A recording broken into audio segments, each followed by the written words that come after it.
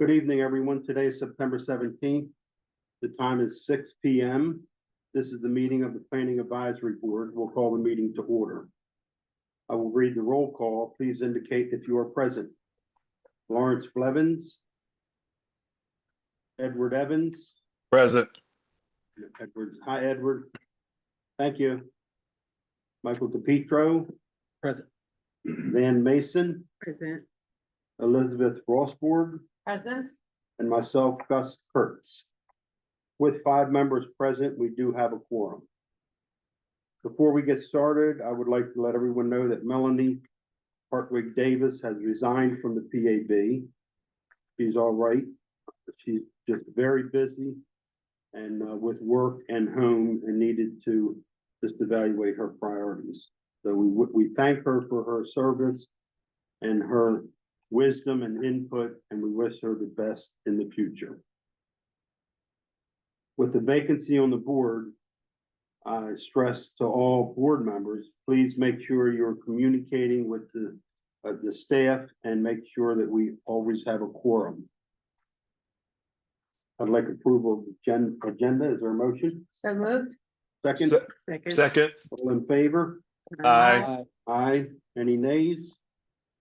The agenda is approved.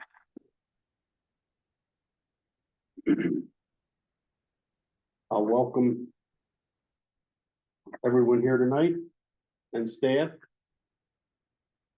Tonight's agenda will start with the PAB deliberation of the draft water sewer master plan amendments and the draft of the Odenton Town Center master plan amendments. So we will start with Desiree and Chris. Staff, right? Yes. Okay. The floor is yours. Okay, I don't have anything new to share. We presented our amendments last week, so if you have just here for any follow-up questions, we didn't receive any public testimony on the amendments, so I answered that question. But if you have any other questions, you have Christmas here. That. Okay, did any board members have any questions? I think we asked all our questions last week. I need a motion. I motion to approve the water sewer master plan amendments. Second. Motion been made in second. All in favor? Aye. Aye. Any nays? The amendments are approved.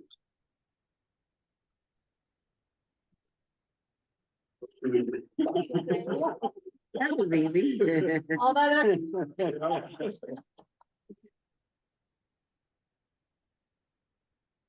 So Mark and Sam.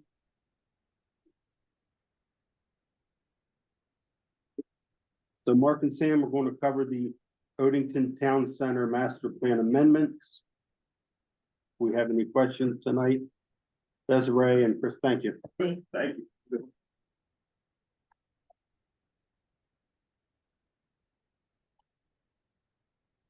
Did we have any written testimony or any? There was no testimony received. No, okay.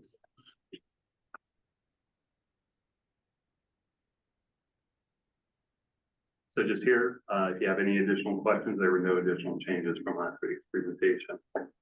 Okay, any questions from board? No? A motion? Give it to. I motion to accept the Odenton Town Center master plan amendments as presented. A Okay, and second, Second. Michael seconds.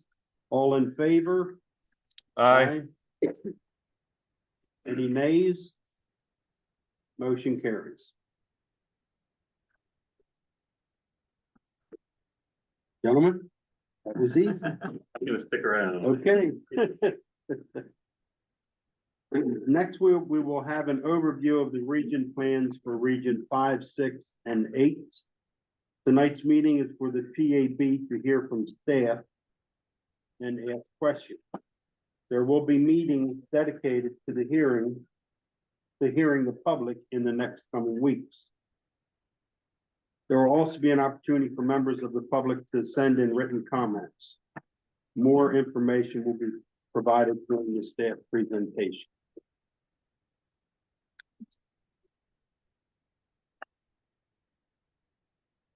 Okay, are you gonna go which region first? We're gonna go give a general overview General. and then we'll dive into our respective regions. Okay, This meeting.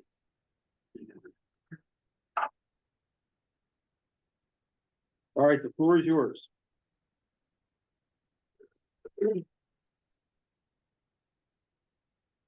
Load it up on the. Yes, all you have to do is hit the share screen button and it's one of the presentations preloaded. Let's switch back. Let's see what we know. Edward, can you hear us? I can hear you. Yes, sir. I think you're muted Okay. or we can't hear you. We can't. Either you're muted or You- we're muted. Not muted. You can't Make hear me? sure we can hear you and That's mute. Where's the plus minus? There we go. Can you hear me now? yes, Yeah, thank you. perfect. All right, perfect. Wonderful. Oh, it is. Probably the next one. All right, well, I'm gonna get us started here and while she's pulling that up, I'll start with just the introductory kind of things. I'm gonna go over the general pieces that are common to all three of our region plans. Thank you for the the opportunity to brief you all on this. The regions 5, 6, and 8 plans and the draft comprehensive zoning maps. I would recognize first that this is a team effort that has been put together. A lot of people and from different agencies across the county have been working behind the scenes. And we appreciate all of that. I would recognize Christina Pompa, the Deputy Planning and Zoning Officer, Cindy Carrier, our Planning Administrator for Long Range Planning, Mark Burt, who is not here tonight, but he's the Planning Administrator for our research and GIS folks. So they've been responsible for our mapping that has been provided. And then Mark Wildonger, Eric Ketterling, and I are senior planners on various teams. And then we're joined also by Sam Myers, who is part of the Region 5 process. To the next slide, if I can make it work. This is an overview of what we'll cover for you. So a lot of this is going to be familiar to you all since you've been through this, all but one of you have been through this before. But it may not be obvious to the public or common to the public. So I'm going to try to set the stage more for public consumption so that everybody kind of understands how this all fits together. I'll start with general region plan info that's common to all three plans, how they relate to Plan 2040, the input process that we went through throughout this, the general structure of these plans, how they relate to plan land use and zoning, and then we'll move on to specific details for each of the three regions. We'll start with Region 5 and then move to Region 6 and then Region 8. OPZ staff will also provide a demonstration of the comprehensive zoning web viewer, and then we'll take any questions from you all at the end if you have any.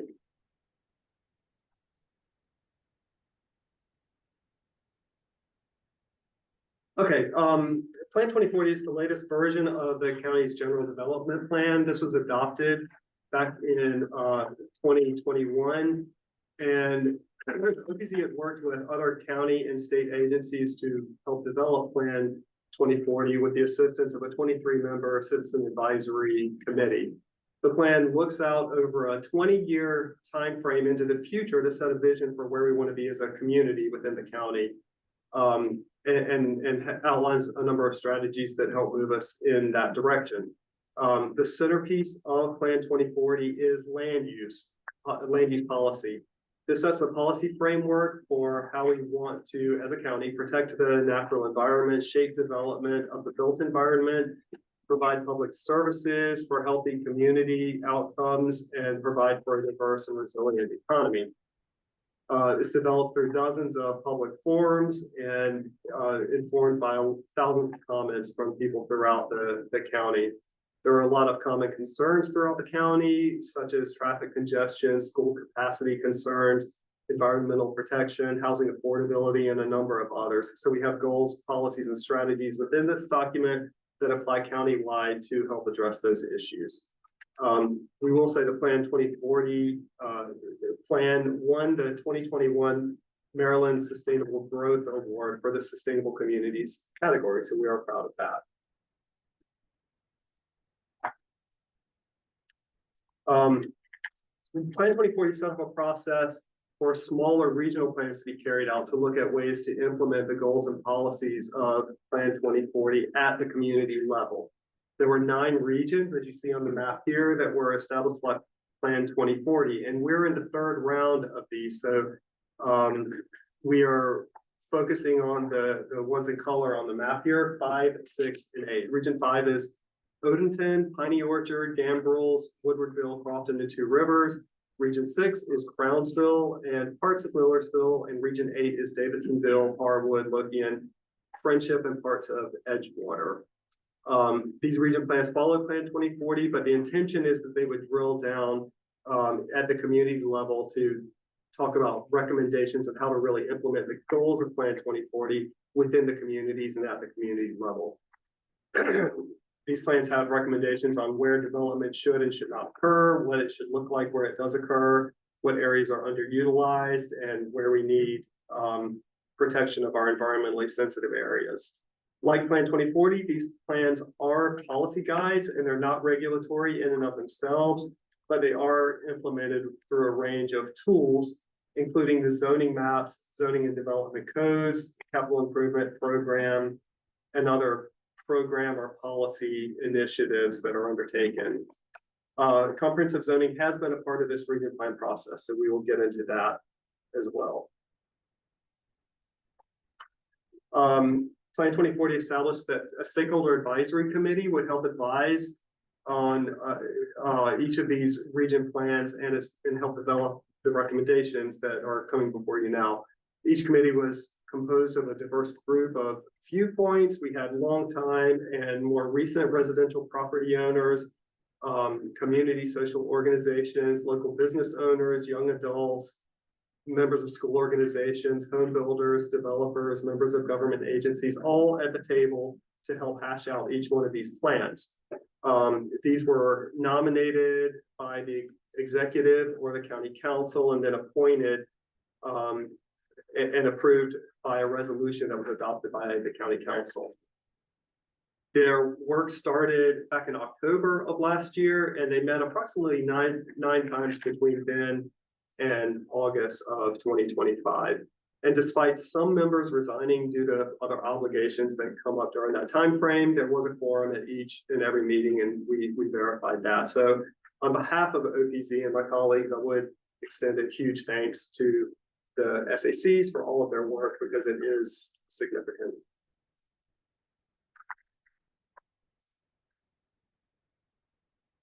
So during the appendix of each plan includes a pretty detailed listing of public involvement and outreach that happened for each plan.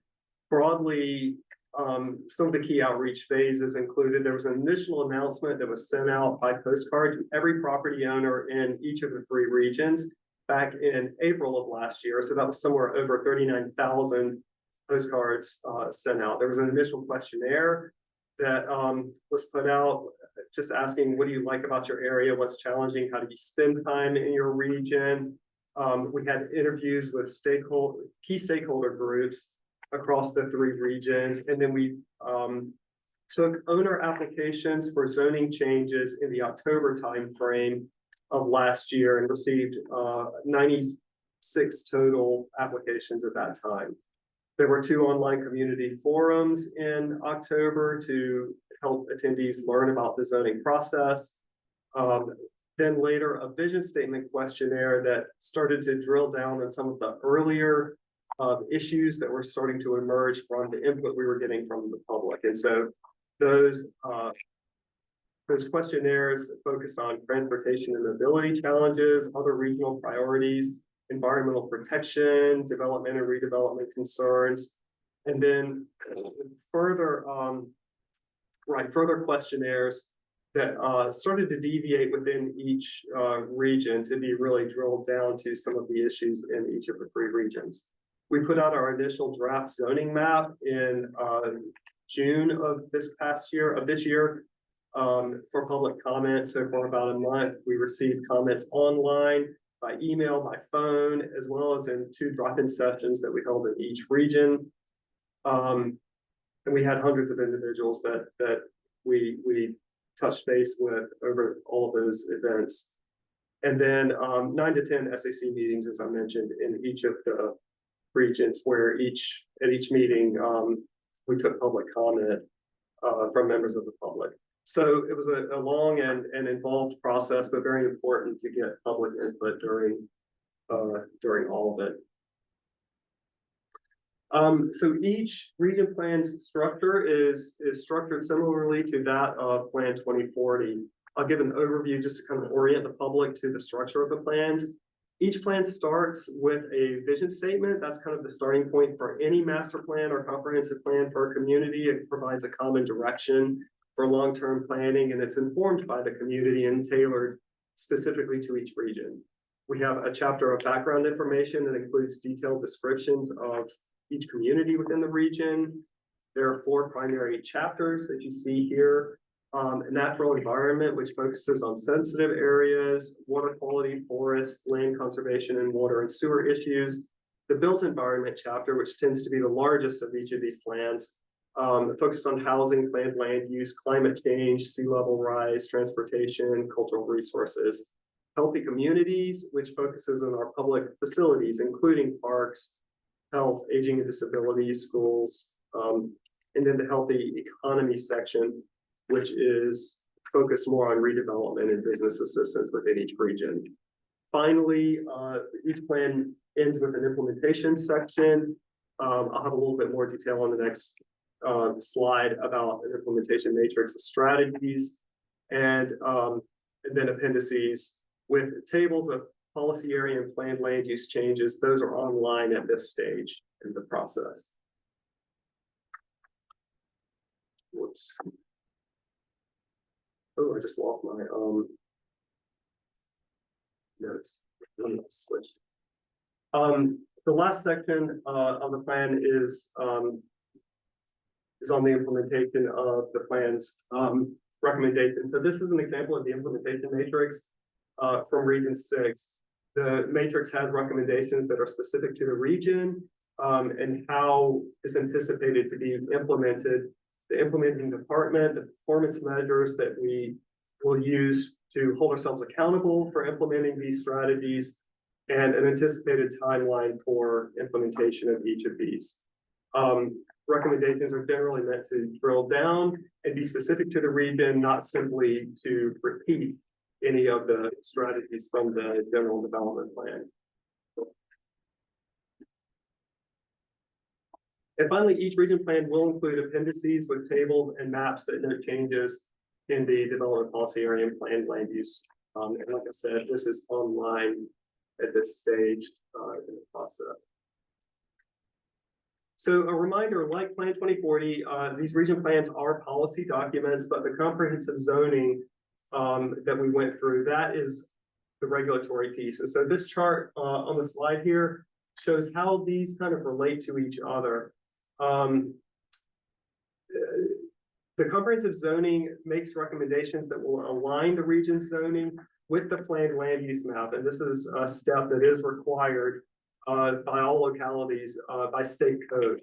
The region plan does recommend some updates to the planned land use map that was adopted with Plan 2040, but a key part of growth management in this county is it starts with the development policy area map and then the planned land use map. They work together and relate to each other. So the policy area map, which is the column on the left, broadly identifies where development and redevelopment are encouraged, where there's preservation of a particular character or natural feature that's encouraged. This is not land use specific, though. We get into land use specifically with the planned land use map, which provides further guidance to the development patterns that are envisioned based on the vision for each of the regions. The policy area and planned land use maps, they set a policy framework that is then implemented through the zoning you see on the right-hand side here. And that zoning is of course, regulatory. You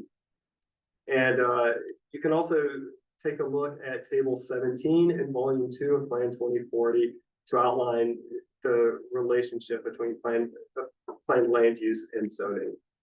And then there are examples at the very bottom of this, in each of the regions, how these particular property, how this is applied on a particular property in each of the regions.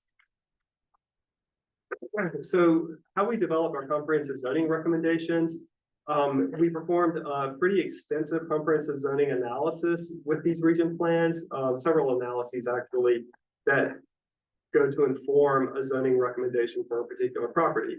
We look for consistency with the adopted planned land use from Plan 2040. We start with the adopted development policy area and planned land use, and then oftentimes we will end up with a zoning recommendation, but sometimes we have a zoning recommendation that necessitates an update to the adopted planned land use or even development policy area based on additional research or information that comes out from the public during this process, or whether a change would support some necessary density in a particular community, particularly that's a community of opportunity. That's a state level designation that we have here. I'll go over very quickly some of the different types of zoning changes that we have in the map now. We performed a consistency analysis that looked at the planned land use that was adopted with Plan 2040, and wherever there was a discrepancy between that adopted planned land use and the adopted zoning, we would initially recommend a change, and these are called consistency changes, and that's a separate layer in the map that you all are looking at. At the bottom of the slide is a little piece of that table 17 in volume 2 of Plan 2040 that shows kind of that crosswalk of anticipated uses and how they correlate within planned land use and zoning. These examples on the screen here show the evolution of the nature preserve at Wason's Corner in Region 8. You can see the adopted planned land use at the top. It was parks and open space planned land use, but the existing zoning in the middle is C4 commercial zoning. So the Region 8 team is recommending in the bottom image open space zoning, and that's consistent with the adopted planned land use from Plan 2040. And that's consistent with its use as a nature preserve. We also align zoning and with parcel boundaries. This type of change simply aligns the zoning where it is misaligned with property lines. In general, we try to apply one zoning category to an entire parcel unless there's a documented reason to do something otherwise, and we do have cases of that. This example here is from Rolling Mills Elementary, where it was split zoned between R1 and R2. We're recommending all of it to be in R1. So this is just down the street and where we'll be meeting with you all next week to talk about Region 6. There was a bill adopted last year by council that allows the planning and zoning to correct minor misalignments between the parcel layer and zoning layer. And so for the round 3 region, our GIS staff, they performed a pretty comprehensive review of all of these misalignments, and they made corrections that are pretty narrow in scope. We were conservative in the way that we do that, and anything that was kind of outside of anything more than a minor threshold of misalignment, we're bringing them forward as staff recommended changes. And so anyway, but like I said, we intentionally try to apply one zoning category to a parcel unless there's a reason to do otherwise. Making the open space more meaningful. This example is from Bacon Ridge in Region 6. Consistency changes also include updates so that the open space zoning district applies to public parks and privately owned areas that provide active or passive recreational amenities, platted floodplains, conservation easements, and other preservation areas that are primarily used for floodplains, natural areas, public open spaces, public parks, and recreation facilities.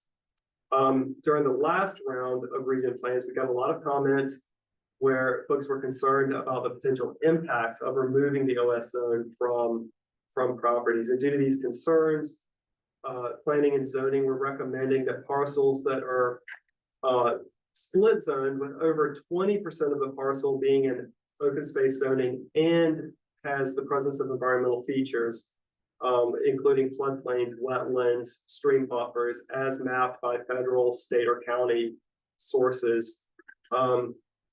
We're recommending that we retain the current OS zoning until changes are made in the county code that would reduce or eliminate modifications to the development regulations in the code and that would otherwise allow development in those areas with environmental features.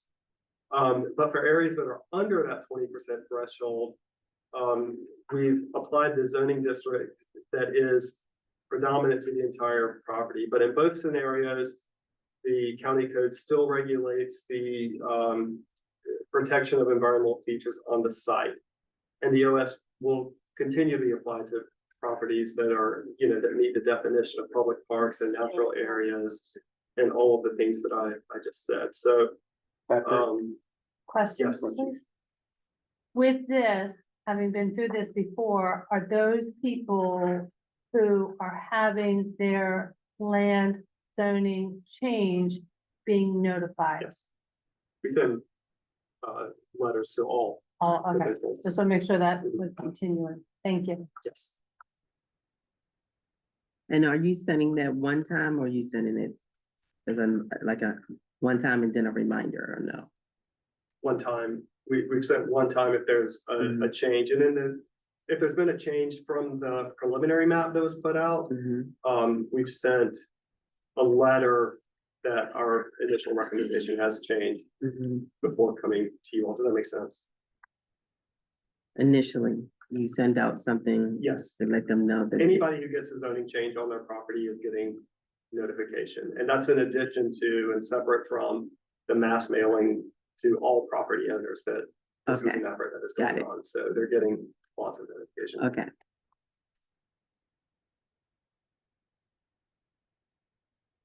Planned unit developments, most of the PUDs in the county contain zoning lines that don't necessarily correspond with land use density. And you can see examples where the zoning lines kind of cut through the middle of different subdivisions. Because planned unit developments are approved based on a calculation of total area of the site and the zoning. We felt that changing the zoning delineation would leave some inconsistencies within those developments between the zoning and the approved and built conditions. So we have not recommended any changes in communities that are planned unit developments. This example is from Region 5.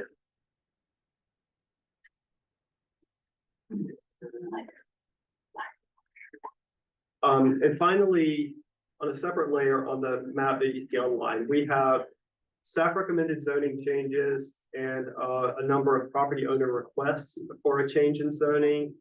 I will make note here that not all owner requests for a change in zoning have resulted in a recommendation for a change, but they are all shown on the public maps for everybody to be able to see and weigh in on. We reviewed the draft zoning maps and the public input that we received on the preliminary draft during April and May. And then again, in August, we reviewed all of this with the Stakeholder Advisory Committee. We have their input as well, and we will all talk about the input that we've received as we get into our recommendation or our presentations here. And finally, I'll just point out each zoning change has a unique identifying change number that you see here, and this is kind of how it works. You can identify, R5, R6, or R8 for the region. The 3-letter piece indicates which community the change is in, and then from the number itself, you can tell what phase this change, this recommended change came through in. So this is just kind of a key to how that all works. Unless there are any questions, I will turn it over to get into Region 5 specific. Okay.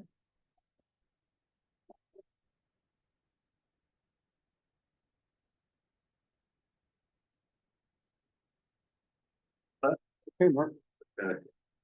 So thank you, Patrick. Again, my name is Mark Wildonger, a planner on the Region 5 team. Also joined by my colleague Sam Myers at the end of the table, also on the Region 5 team.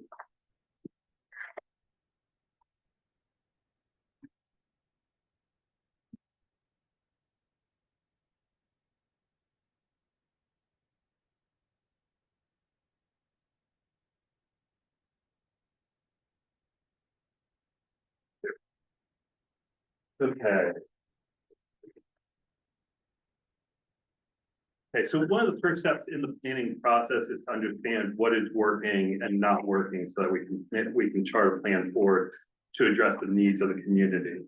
During the public outreach, again, Patrick emphasized again the amount of outreach that we had done during this process. In Region 5, we heard that there's a need to protect environmental resources, specifically the Jabez Branch and undeveloped green areas.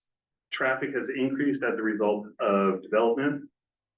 Housing prices have increased, making it difficult to buy a home. Mixed use is a good idea to promote walkability. More bicycle and pedestrian routes, as well as more public transportation opportunities are needed. There's a need for community facilities. And lastly, this is something that we heard quite a bit about, if folks are very frank about, the number of chicken restaurants along Maryland Street and the need for more diverse and local businesses, at least along Maryland 3, but again, throughout the entire Region 5 area. It's like 18 million, right? That's right. Okay, so again, it's like Patrick mentioned before, the vision statement is an important part of the plan as it describes what the community aspires to become. The Office of Planning and Zoning shares public feedback from a visioning questionnaire and other means with the SAC, who then develop the following statement. Major themes of this vision statement include growing responsibly, ensuring there are opportunities for all, and protecting the environment and neighborhoods.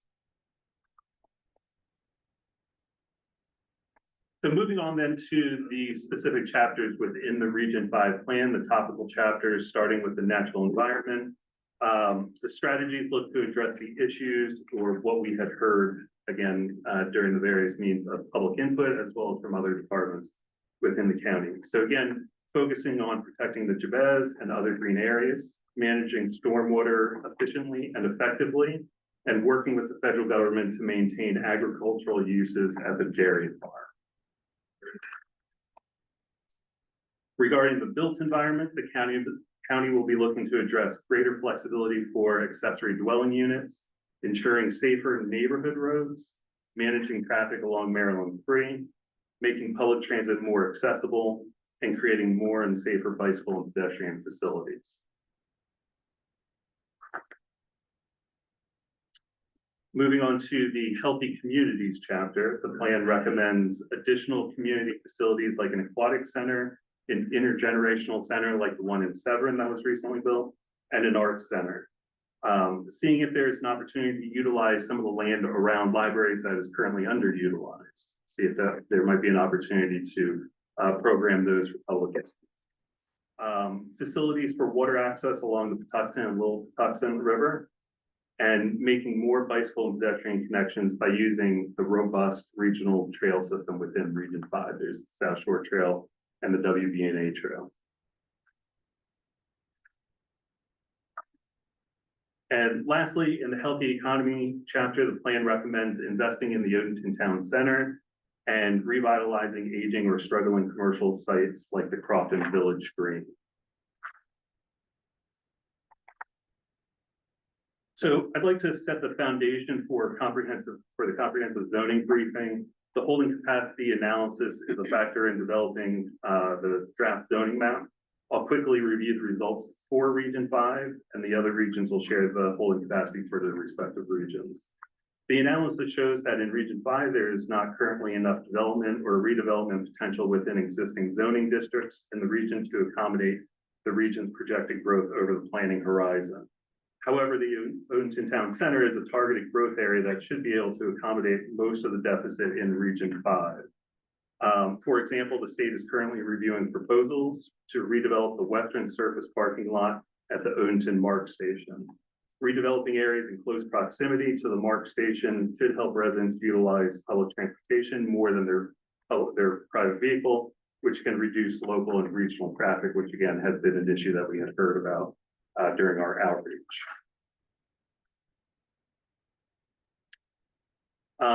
Sam will be your tour guide for the zoning highlights of 3 through 5, but before I pass it off to him, just a few high-level notes about the recommended zoning changes, just as a quick refresher. Looking at this chart, this may look Greek to some folks, but your R zoning districts are going to, are the residential zoning districts with the higher numbers indicating higher levels of density. SV is small business, jumping down here. C is our commercial zones with different levels of intensity and or different types of uses. MXD are mixed use zones. OTC, unique to the Odenton Town Center zoning districts. W are industrial zones, and OS being our open space. So looking at Thank you. a couple of the bigger highlights or bigger changes that you may see here, where there may have been increases or decreases. For the RA, RLD, and R5 zoning districts, the losses in these residential categories is likely due to the steep gain in open space. So again, is looking at probably the highest difference before with the adopted zoning and the proposed is open space with a gain of 626 acres. So again, is that was the result of losing them from RA, RLD, and R5. R10, that increase was a result of right sizing the zoning to the built conditions, like Patrick had mentioned, is the planned land use reflecting those built conditions back during Plan 2040. So the zoning is really to ensure that consistency and of course, right size what's actually built on the ground. The loss of R15 is associated with the gain in R10. And again, as a result of right sizing the zoning. The increase in W3 is based on the alignment issues, again, that Patrick had mentioned for our consistency changes. Those W3 zoning districts would be observed in the Gambrels and Woodwardville communities. And again, is open space, that was an increase because of the county's policy to zone a parcel OS if it is a dedicated floodplain, open space, and conservation areas, mainly based on those consistency changes, as well as some property owners had requested that their some of the open space areas of their HOA be zoned open space. So Is that chart someplace in any of these? I don't remember. we don't have those yet in the tables or in the plan. No, yeah, it's not in here. No. Correct. Can you send that? Gosh, So with that, I will hand it off to Sam. that's a question. Hand the mouse down. Mr. Chairman, I have a question. W3. Can you explain the increase of 111 acres? Yeah, so this is a situation where I'm thinking of one example behind Wall Chapel, where let's say you have a large square parcel. There was, for the core of that area was zone W3, but there was a lot of encroachment of, I think, one of the residential zoning districts around that. So as Patrick had mentioned, is we want to implement one zoning district per parcel unless otherwise noted. So that meant that we needed to expand that W3 zoning to each of the corners of that parcel. And again, because these are And that's W3 parcels, reflected in our. that would be a consistency change, yeah, in the in the consistency table. consistency change. Okay, and then, sorry, Mr. Chairman, another question, please. Sorry, I need to make a note of this. The overlays. Particularly for, Woodwardville, with historic. I didn't see that Woodwardville used to have a historic district Mhm. and historic. Was it a historic overlay? Was it a village overlay? Was it just designated as that or how? To cultural resources today. Yes, there's no village overlay from a development policy area standpoint. There is the Woodwardville Historic District that is currently in place Okay. that identifies that area, but to my knowledge, there's no DPAO that would, is overlaid on top of there. It is rural and agricultural DPA. And there's no proposal to change any of that. Okay. Thank you. And where exactly is that located? The Woodwardville area. It's Woodwardville. It's on page 26. And you all may get into this, but I have another question about Route 3. Can you address what, because I know Route 3 is a problem. Everything along Route 3 has been identified, particularly from the county executive, as one of our major capital projects going forward. And can you update us and how is that issue being addressed in this region? Yeah, so Let me piggyback on that too, since we're on the topic, because 3 will run right into 32. Okay. That whole corridor there. If you look on a map, even though it doesn't say it here for 5, there's a small piece of Severn on the other side of 32. That is part of 5. You're referring to the Seven Oaks area. Before you even get to 7 Oaks, it's actually right between Telegraph Road exit and Burns Crossing Road exit. You see on the map that there's a small little section that's on the opposite side of 30. You see what I'm talking about, right? It's zoned R2. Yes. Well, it's actually Severn, but it's not being referenced here. It's Severn.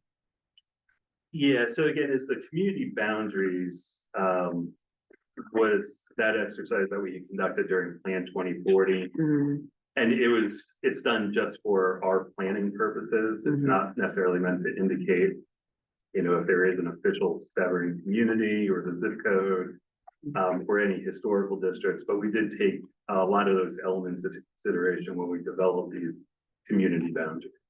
So- Because I live there. Yeah, right. When we go out into the community and folks are looking at our map and we have our community boundaries listed on there, they're like, wait a minute, isn't Two Rivers Odenton? And we're Right, like, right, yeah. right, it can be, but for our own planning purposes, internal, well, for this plan, we did designate these boundaries. Yeah, and just to piggyback on what Elizabeth is questioning is not just 3. 3 opens up to 97 into 32, going towards Fort Meade.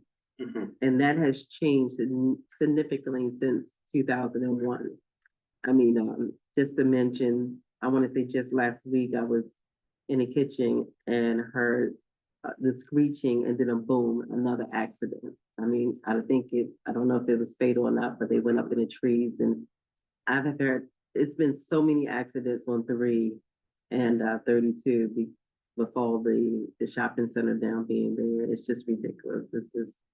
I know that's a concern for the community, but I can attest to it. Understood, yeah. So, for Maryland 3, it is a state highway, so we do have, right, limited jurisdiction in the sense of how we control what comes onto Maryland 3. And I understand that the state highway is working on a 3rd lane in the northern section as well as a shared use path for that northern section down to, I believe, Wall Chapel Road. As far as what would potentially address any additional traffic on Maryland 3, we've taken a very conservative approach and have not recommended any upzonings along Maryland 3. There is one area which Sam will get to in the northern section that has various commercial zoning districts where property owners came in for a request for mixed use suburban, which is our second highest mixed use or second most intense zoning district. And our recommendation is MXDN, which is right there in the middle. And actually you can do some residential within your commercial zoning districts and just sort of, back of the envelope type of calculations. The mixed use zoning district actually allows 200 fewer units than the existing adopted commercial zoning districts. So in a sense, we're sort of bringing that intensity or density down a little bit. Again, based on a lot of input that we had heard from the community. Well, there's more strip, right there in the middle of three Yeah. that is now coming about, that is That's right. just being constructed. And that's gonna add more to that traffic because people are gonna be in and out on both sides Right. of three, so. Right, and that's a situation, like I said, is where we didn't want to take that approach of down zoning mm, any of those commercial properties where they did not necessarily make a request because we didn't want to get into that takings issue. mm. Where, you know, respecting private property rights, the taxes that they've been paying on it, any future plans that they have for the site. We didn't want to sort of move the goalposts on that. Mhm. Two other questions, if I may, sir. Sure. Sorry. We talked about this, but I just would like clarification. Why is Two Rivers not a master plan? Why is it not a Not a master? master, like Odenton Town Center is a master plan? Why is Two Rivers That was just a planned unit development. Latest, for 2,000 units? similar to a Piney Orchard. That was my next question. Yeah. Why? Because Piney Orchard's been there forever. I mean, Mhm. way before Yeah. me. They're not town center. And they don't have a master plan. So do we not have master plans for any other large developments other than quote unquote town centers? Correct? Okay, thank you. Another question, on the dairy farm, Mhm, 857 acres, I know the county leases that property. mhm. Are they leasing all 857 acres or just a piece of that? That's a good question that I can follow up with our Rec and Parks folks.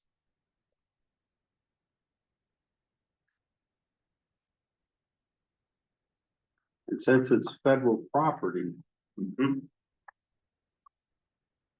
can they ultimately come in and do what they want with it?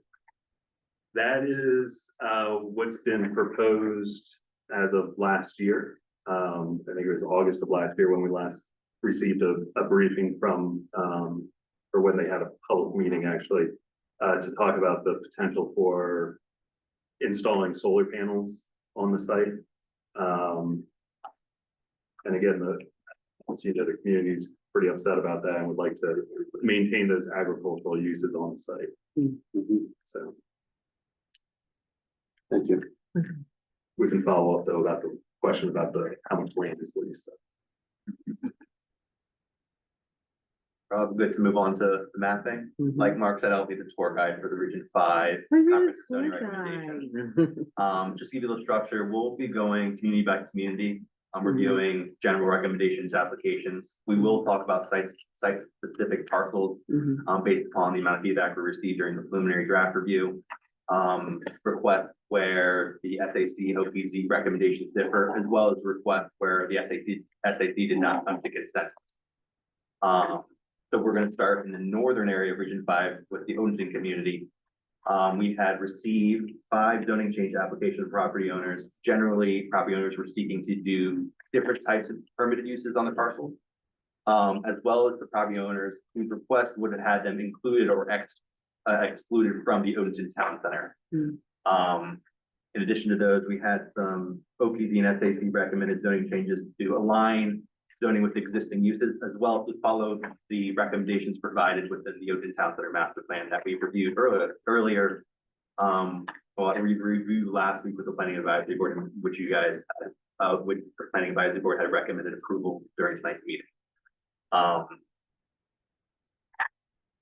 For the Odenton community, there were no, what I referred to previously about site specific in the Odenton community were no parcels that we will be reviewing with the committee tonight. That will take us to the Piney Orchard community. Not much action going on within this community. We had 3 zoning change applications. Those are all located kind of at that southernmost tip. That's Evergreen Road. That actually egresses on to, or that connects to the Wall Chapel and Route 3 area. There's no connection northward to Piney Orchard. And then we had 1 OPZ and SAC recommended zoning change within Piney Orchard area. There's one remaining parcel that was outside the PUD that we had made a recommendation on that we had revised to upzone the parcel to provide additional residential units. Similar to Odenton, not much public feedback or difference of opinion between OPZ and the SAC. That takes us to the Gamble community. We had 22 zoning change applications. We have, in addition to 8 OPZ SAC recommended zoning changes, as well as 1 recommended DPA change. Between the 22 zoning change applications, we had requests to upzone residential parcels and permitted uses and permitted mix of residential and commercial uses. The 8 recommended zoning changes from OPZ and SAC, those were again to align zoning with existing built conditions, as well as provide zoning companion changes that went along with a comprehensive zoning change request at that southern kind of tip at the southern area of 3 on Shoulder Road that's adjacent to the Capitol Raceway. Which takes us to the first site-specific parcel. This is Gambrels 4. This is located at 292 Charles Hall Drive. This is the northeasternmost section of Region 5. It's at that corner of Maryland 32 and MB3. It has adopted RLD zoning. The Plan 2040 plan land use was low density residential. During Plan 2040, there was a land use change application received from the property owner requesting low density residential. Through the planning process, OPZ had recommended the property retain the adopted rural plan land use. But during the council process, there was amendment proposed and adopted that changed the plan land use to low density residential. During the region planning comprehensive process, the owner had come in and requested R1, which is consistent with the low density residential plan land use. And OPZ and the SAC ultimately recommended R1 be applied to the parcel so that zoning is consistent with the adopted plan land use. Something to note as we look at the site specific images that will be on the screen, the graphic is showing what's proposed with the recommended zoning. So what is on the screen, you have that R1 area and then the recommended OS for those adjacent parcels. So again, what will be on the screen was the recommended zoning at this stage. Not too far away, this is Gambrels 5. This is located at 745 Annapolis Road. Adopted zoning's RLD with rural plan land use. The owner had requested RLD. In this case, OPZ and SAC did not have similar recommendations. OPZ had recommended the RLD zoning be retained, while the SAC recommended that the property be upzoned to R1 to provide for additional residential development along Annapolis Road. Only 1 comment was received in opposition to the owner request during the preliminary draft review. So Sam, sorry, go back a second. The owner requested R1? Yes. It says R1 or R2, but they're settling for R1. Yeah, they request R1 or R2. OPZ is recommending the adopted zoning be retained. The SAC is recommending the parcel be upzoned to R1. And what is it now? Is it? So, to kind of, so that corner down there, that's where, the purple area, the commercially zoned parcels, that's where the Wawa and Royal Farm is located. Mhm. Going on that road will take you towards Odenton and Arundel High School. So the Right. light green area across the street is the dairy farm. The Mhm. commercially zoned parcel adjacent to that is, I believe, an automobile, repair site. So the parcel has access onto Annapolis Road. Mhm. And then at the rear is the preserve subdivision, Mhm. that is the north, So, to refresh my memory, because it's been a while since we've done this, Yeah. the light green is R1. No, I'm sorry, is RLD, so, and, so light green, that's RA, that's where the dairy farm is. The lighter green northward, that is RLD. okay, so if I'm looking at this 0005, on the left of that is what? That's RLD, that's adopted RLD. So, And on the right is RLD, yeah, but so you're gonna put this little piece in the middle as R1. the OPZ recommended zoning is to maintain the adopted RLD. The SAC recommended zoning was R1. To the SAC recommendation. Okay, thank you.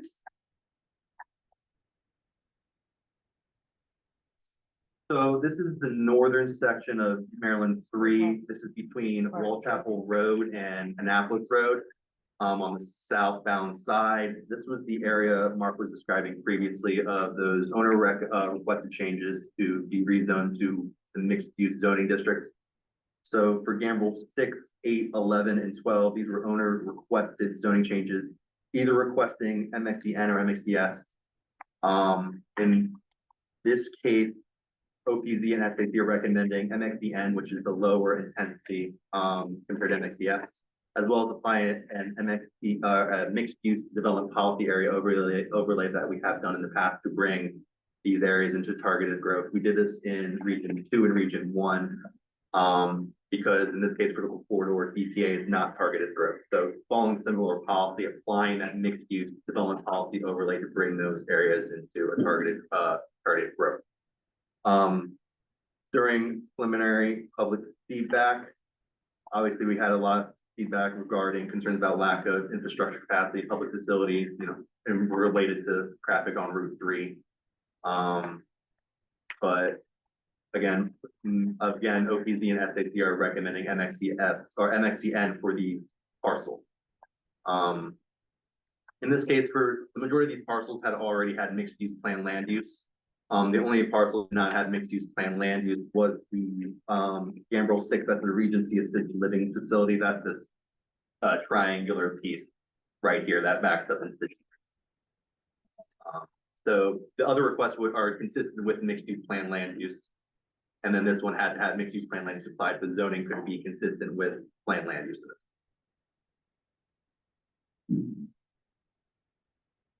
Yeah. I'm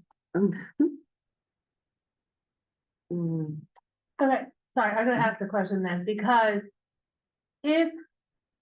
what is DPAO? I don't even know that one. Development policy area overlay. Oh, I do know that one. Okay, sorry. We need to refresh our. It's been a minute. Thank you. So if I can see a need to change it and make it consistent, because you have, 2, 3, 4, RA, R5. If it weren't going to become MXD, and what would the other options be? That's a good question. So I guess the recommended options could be to maintain the adopted zoning, which would also have to come with a recommended plan land use change to whatever is Right. being retained. I guess in this case, it'd be either be commercial, because besides, this is McNew Road up here, this is zone R5 with a mixed use plan land use. There would have to be a recommendation to maintain the adopted zoning as well as subsequent plan land use changes to make that consistent. We've done that before. Yeah, recommending MXDN, MXDS. So what's the next lower one? You talked about this, I think, Mark, before, right? Isn't this one you talked about earlier? Yeah. Yes. Yeah, okay. So this is kind of you all, OPC thought this was kind of a compromise to make it kind of in the middle. Obviously, you got a lot of feedback that says that there is no infrastructure there. And I'm saying infrastructure being roads, or is that being septic and sewer? What is What- lacking there in the Right, what was their infrastructure? comments? It was mostly around MD3 traffic, routes. And then, public facilities like water and sewer, it's within the planned service areas, but generally when talking about zoning changes along MD3, it has boiled down to traffic concerns. Mhm. Topics related to So that. refresh us, what is the, And again, for the next time, Jesse, can you give us the charts again of all the different things, since it's been a while? What's the next lowest, what's below MXT-M? No, G, See? I think it's for village or G and G, and then U is MXD urban, I believe is the highest intensity, the new highest intensity mixed use zoning district. Then the MXDS, which is MXD suburban, MXDN is MXD neighborhood, and then the very bottom rung is MXDV, which is mixed use village. Okay, so we're not down to village. I agree with that. Okay. Um, And again, the idea was there was support for generally mixed use, during a lot of outreach that we had, done during this process. And the goal is, even if folks, you're developing these sites as a vertically mixed use or even horizontally mixed use, where you might have a coffee shop on the bottom floor and then your residential above, right? Even if that saves somebody one trip from going down to Wall Chapel to pick up Starbucks, somebody's able to walk downstairs, get their cup of coffee from, you know, whoever it is. I think that's a win in our book as far as mitigating some of the traffic impacts. What would be some other options? I mean, as far as what would be available for if it was mixed use general? Like, what are some examples? Example of like the density. Mhm. Density is 10 units per acre in the next lowest category. but, wait, I'm confused, because next lowest was village. It's general, sorry. General, and then village is the lowest, yeah. Is the least intense. Okay, I thought Sandy you said next one was village, so we do have an option of general. Yep. And in a nutshell, what's the difference between N and G? 5 units per acre Thank you. and being more intense, higher density. And again, the applicant had requested MXDS, which is 22 units per acre. And what do they want to do with it? I think just generally they said a mixed use type of development. Did they give it? They didn't give it. So S specific is uses. 22, N is 10, and G is 5? Okay, so what they requested, MXDS, 22 units per acre. What Office Planning and Zoning and the SAC is recommending, MXDN, Right? 15 units per acre. 15, okay. Then MXDG is 10 units per acre. For MXDV for 7. Okay. And to clarify, it's applicant, it's not just one property owner, it's a mix of property owners who all came in and requested MXDN or MXDS. I think there are 3 applications that had requested MXDN or MXDS. One applicant had requested just MXDN. Just to clarify that, it's just not one singular property owner. It's been a Oh, okay. while. I didn't know.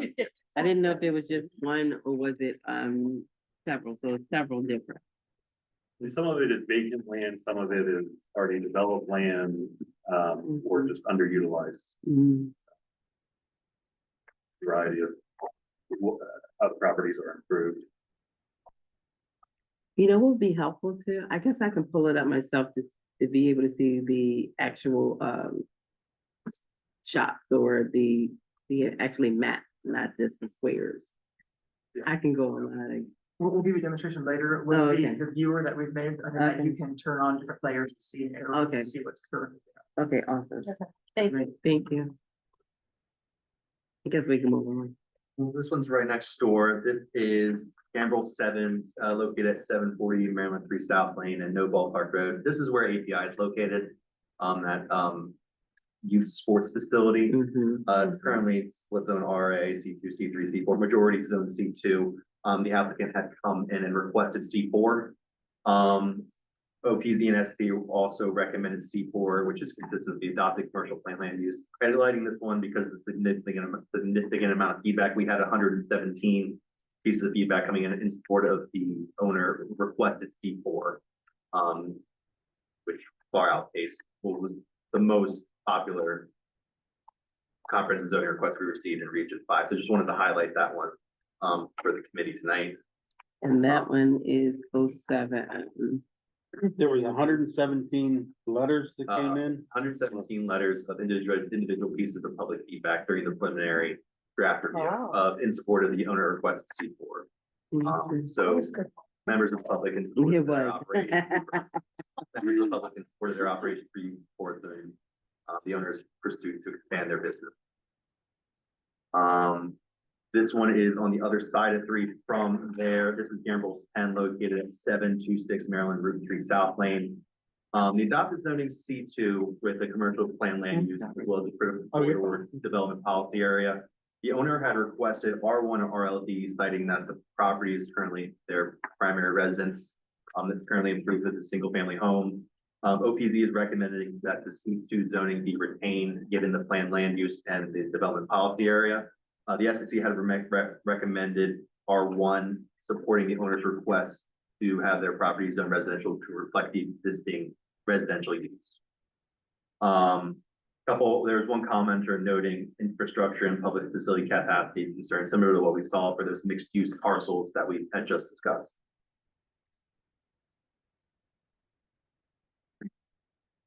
This takes us all the way to 50 and Davisville Road. This is Emerald 1318 Defense Highway. This is where Eastern Motorcycles is located. The property is currently zoned C4. The owner had requested C4 to help support and expand their business operations. OPZ is recommending that the adopted C1 zoning be retained, while the SEC is recommending the property be rezoned to C4, supporting the owner's request and to help them expand business operations. Similar to the API request, pretty much broad support from members of the community for the owner request to C4, citing support for their business operations and their commitment to the community. And they're a registered non-conforming. They are a registered non. Good point. That was my question. So right now, they're non-conforming, and essentially, They're if legal. you came to C4, then they would be conforming. Right. And it's already established business that, I don't know Eastern Cycles. Is it motorcycles or bicycles? It is motorcycles. That's probably why I don't know it. Okay, You know how long they've been in business? for a while? I Anybody? can't guess. No? I would have to check with that.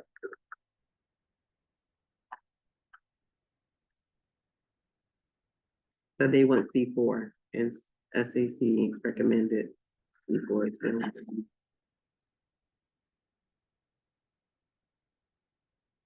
All good on? Question, sorry. Could you not go back to the non-conforming records and find out how long We can look that up for you. they've not, Yeah. they've been there? And Sam, I can remember if you get context about the stable corner intersection, how we discussed it. Yeah, there's, throughout the process, we've had public feedback regarding, traffic concerns and about traffic backups on 450, 424, and concerns from members of the public about intensifying commercial uses. But again, for this one, regarding preliminary public feedback, there was general support from the public supporting the request for C4. I see there is another piece of C4, but in between, what is that? So this is an R1 zone parcel. That R1 zone parcel is also owned by Eastern Cycles. That C4 is an existing, I believe it's a contractor business. If you were to drive by, it's actually, there's a berm and it's pretty well screened. But yeah, that R1 parcel is currently undeveloped. There's some significant topography and a stream right through it. I see In the the front one. Yeah. section along the fence. There is public water and sewer there. I believe it's either existing or planned. That I looked at the map earlier, there's a split down Davisville Road. I believe the eastern area is planned while western is public water and sewer. I would have to double check.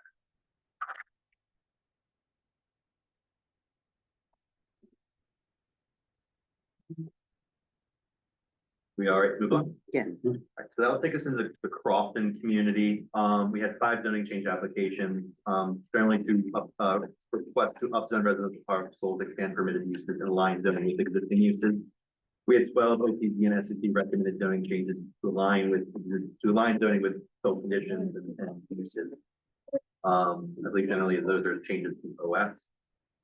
The first site within the community we'll be discussing, this is on the other side of Staples Corner. This is Crofton 1 located at 1350 Defense Highway. Similar to Eastern Cycles, they have adopted C1 zoning. The owner requested C3. And OPZ and SAC recommended C1 for the site. Public comment during preliminary draft. There was a mix of comments in support and opposition of the zoning recommendation. Comments supporting the owner requested for C3 noted that it could align with community growth patterns, while comments opposing the owner request noted concerns about traffic congestion on MD 424. But again, OPZ and SAC are recommending that the adopted C1 zoning be retained for the site. Is their current use non-conforming or conforming? Believe it's single. Yeah, there's no commercial use. I believe there's no commercial use on it currently. I think it has just a residential structure on it at the moment. But the applicant and that they would pursue a commercial use under the C3 zoning.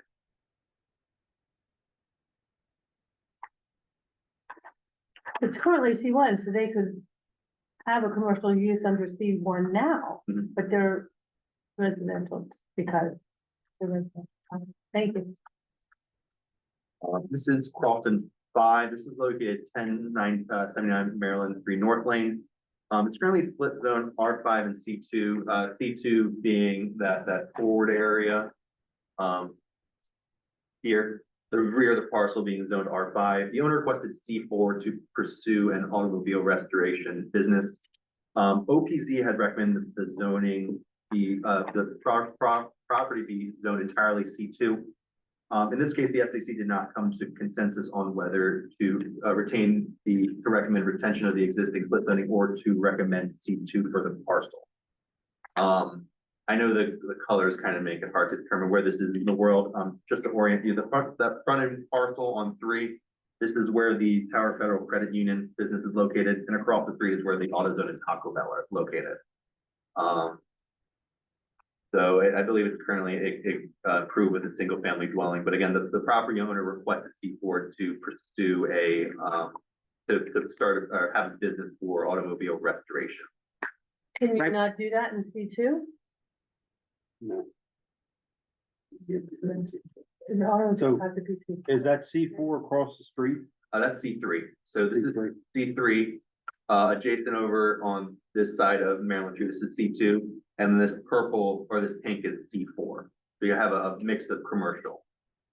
In this case, they have access to 3 here, and if you look on Google Earth or Google Maps, on the street view, it is a gravel road leading into the park.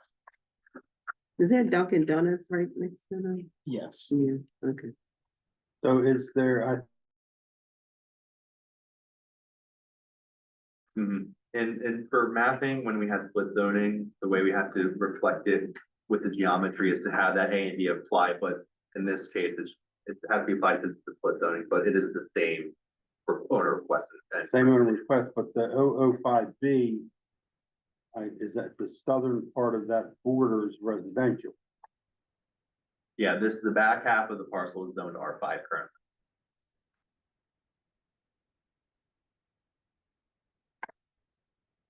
Okay, so 5B is now residential along with being surrounded by residential. Correct.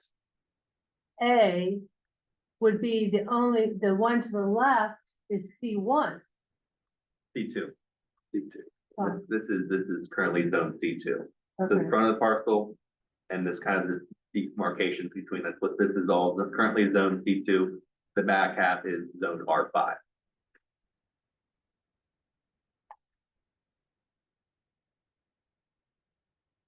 Isn't the parcel next to that a car wash? Without looking, let me see if I can pull this aerial. That might be. Well, to the north, this is, I believe, childcare facility. There's I believe, a Goddard and some other childcare facilities there. Right, I yeah. think these parcels southward are largely unimproved or have some sort of residential use. I know for sure that this is where a credit union is located, on that front parcel, and then childcare facilities to the north. These all have these R5 parcels have residential uses as well as the one directly south of the subject property. And the current use of that property, I think that I believe there's currently a residential use on that, or there's some sort of home occupation. Back is residential, the front is currently C2.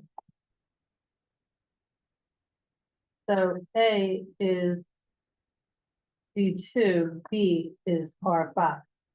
Correct. Okay. This is the same area. This is the first DPA recommendation. This encompasses areas of MB3 North Lane, Queen Mitchell Road, Lee Street and Carver Street. The reason we are recommending a change from neighborhood preservation DPA to critical corridor DPA, these parcels that are highlighted within the recommendations, these have no connection to the neighborhood preservation area to the east. They all egress and ingress onto Maryland 3. Similar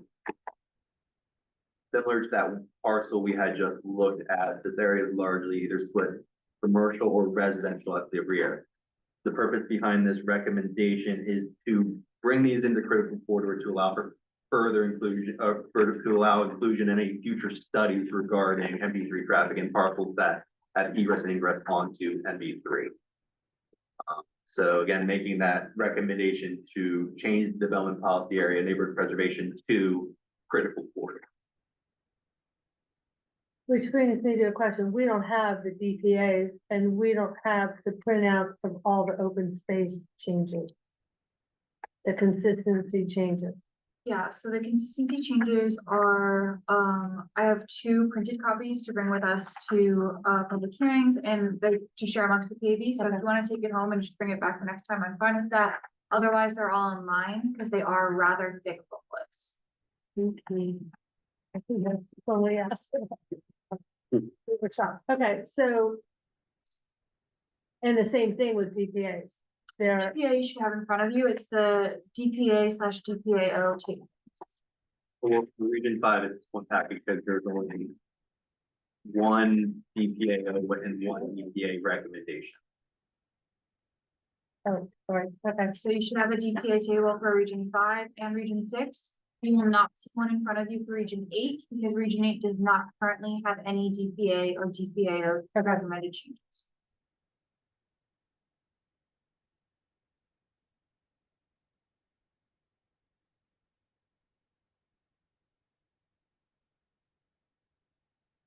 So we will move on to the Woodwardville community. We had received 4 zoning changes to request upzoning parcels to provide additional residential units as well as other uses. We had 1 OPZ SAC recommended zoning change to align a zoning with the parcel boundary. This is Woodwardville 4. This is located at 2A 5th Avenue and no number Bragger Station Road. It's currently split zoned OS and RA. The owner had requested RLD. OPZ is recommending the zoning be changed to entirely RA. In this case, the SAC did not come to consensus. They, during their discussion, either wanted to recommend RA or retention of the adopted RA and OS split. And that OS is located at this bottom right-hand corner. This was an application received during the preliminary draft, so there was a consistency change on the parcel to rezone it to entirely RA. We have received the application and are currently recommending to retain, to rezone the parcel to entirely RA following that change. This is one of those parcels that's within the Woodwardville Historic District. But again, this one's being discussed with you tonight because the SAC did not come to consensus on whether to recommend entirely RA zoning or to recommend the RA and open zoning be maintained.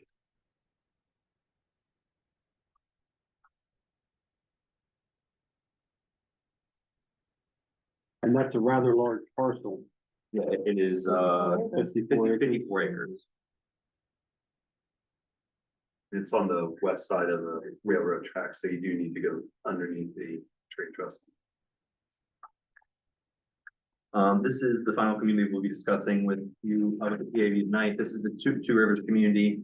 We had received 8 zoning change applications, generally request to upzone parcels to provide residential units, expand permitted uses, and to maintain adopted zoning.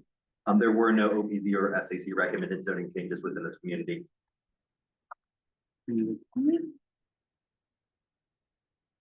This is Two Rivers TRS 5. This is known as Parcel O. It's currently split zone OS, RA, and R2. The property owner had requested the zoning be retained. The parcel is within the Two Rivers Plan Unit development. OPZ and SAC had recommended the property be split zone ROS and R2 following the original comprehensive zoning that took place in 2008. So retaining that adopted OS and R2. This was another parcel. I think this was the second most amount of feedback we received for a parcel within preliminary draft. We had significant amount of feedback regarding infrastructure and public facility capacity, traffic congestion concerns on Conway Road, and impacts to the natural environment. So this was another parcel that had a significant amount of public feedback against any kind of residential development on the parcel. And that's the back road to Piney Orchard to get to Two Rivers. Yeah, right? that's on the other side of Conway. So if you go past the roundabout onto Fire Station and follow that all the way down, that's where parcel. Oh, is. gotcha, okay. Yeah, So question, why? It was OS, RA and R2. Mhm. Why would you not go to OS? I don't know which part was which, and instead of, and go to RA. So in this case, this was the parcels within the tuber PUD. So one of the points after I covered at the beginning of the meeting regarding PUDs, that OPZ policies to maintain the adopted zoning within the plan unit development, because that zoning is tied to their density calculation. So this parcel is within the tuber PUD, so we are recommending Okay. adopted zoning be maintained. Got it, thank you. How much, there's 137 acres. Approximately the RA and the R2 zoning, what is the acreage of those two categories? I do not have the exact calculations. Approximately? Let me see if it's.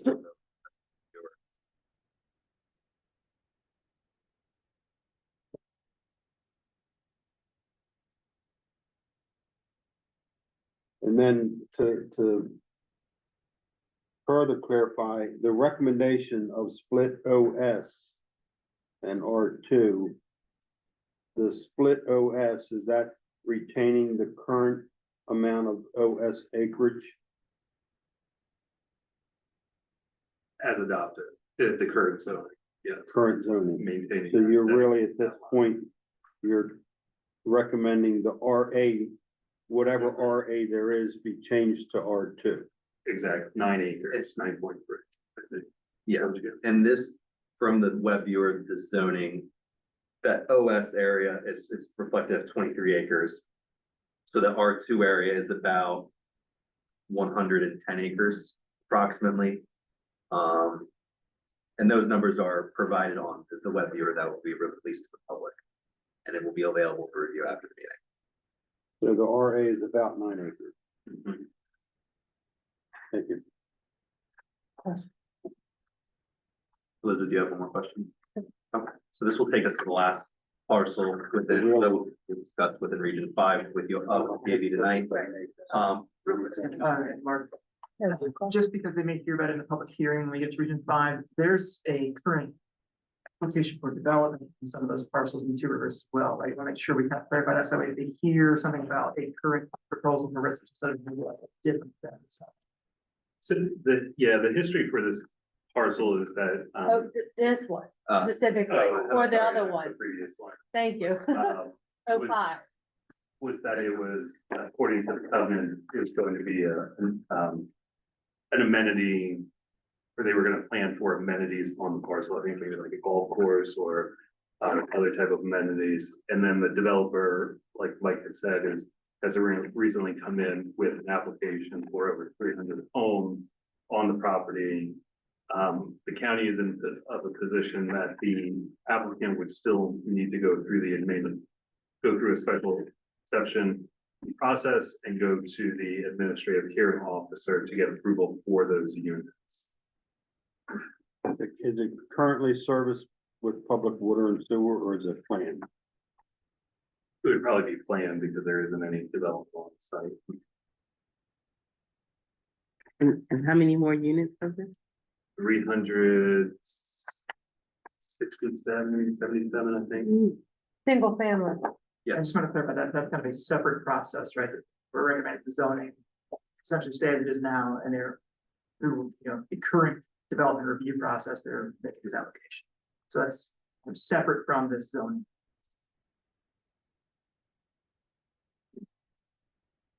Okay, so let me ask you a question. If those 9.2 acres remained RA, how would that change that housing application? During our conversations with the applicant, they are comfortable with us, with the Office of Planning and Zoning, making the recommendation to clean up those edges of RA to, or I'm sorry, so you're thinking going the opposite way, is if they were to maintain that, their application that came in was to maintain the existing zoning without any cleanup. So may I make a clarification on that? That RA is not. Remember, this is why we're doing the consistency changes, and that's to clean up misalignment. This was adopted this during the 2005 RA with R2 on, not on it. But because our parcel layers shift over time, it appears that it has. So we're cleaning it up. Correct, Correct. right, based on from the small area plan process. The Odenton small area plan process. And that's that small parcel down the bottom, Yeah, you Where see how there the was geometry sort of, an overlay error yeah, or shift, or shift or. based on how thick the pen was that they drew the line back Right. in 2004. For our parcel layer just shifts as we improve it, or new subdivisions come in and become, the geometry changes. The zoning doesn't change, but we overlay the parcel with the zoning. So we're trying to make sure that all of our properties are aligned, all the zonings aligned with the property boundaries in this process, unless it's intentionally split zone as part of the process. And in that way, there's a question in the future. People know that it was intentionally split. And our parcel boundary continues. Another question I would have is the OS that's there, does that follow a floodplain line? Yeah, I believe it was intended to follow the floodplain boundary at the time in 2005.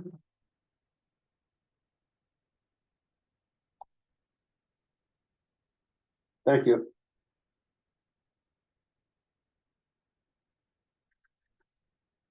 So that will take us to, this is Two Rivers number 8. This is that no number Meyer Station Road. This is adjacent to the parcel we had just discussed. The parcel is actually is split in half, or not split in half, but it's split by Meyer Station Road. The western area is zone R2, and the eastern area is split zone OA and RS.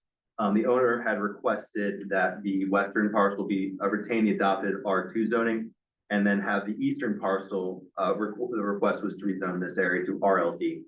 The OPZ and SAC recommendation was to maintain the adopted zoning, so that this parcel would retain the adopted R2, and or this area of the parcel would retain adopted R2, and that this area of the parcel would retain the adopted RA and OS split.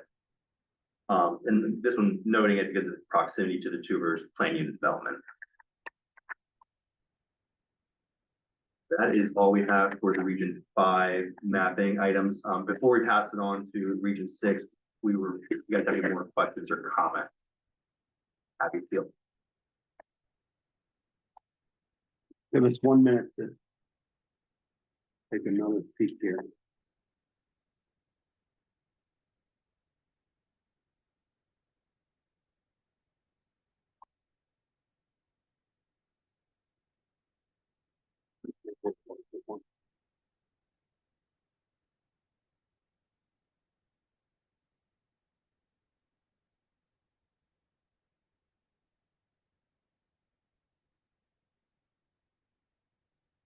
Can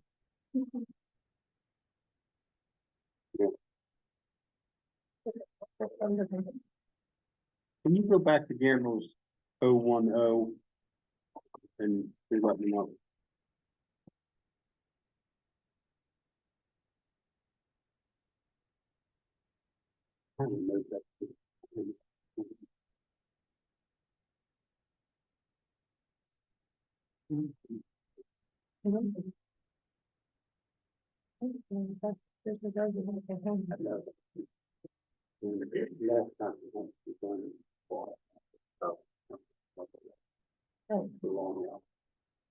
You're referring to Gamble 10. Yes. Okay.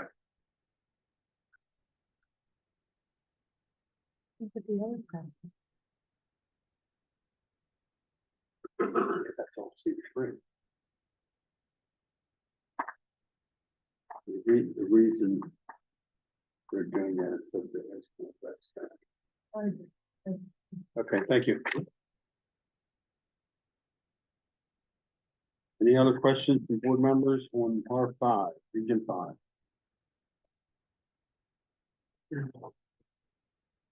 So we only had one takeaway question you all are gonna help us follow up on. And that was 0019 non-conforming. How long?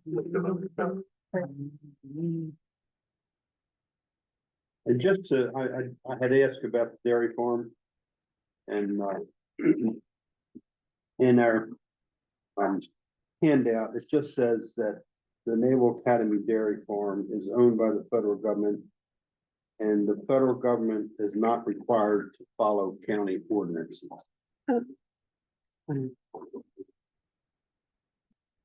Okay.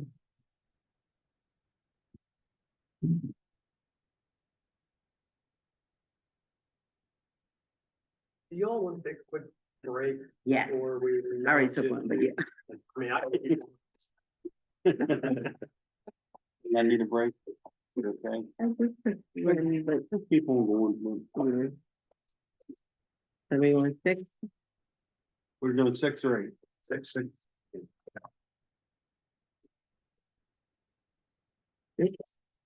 All right. File it ahead. It's over. Again, Jackson.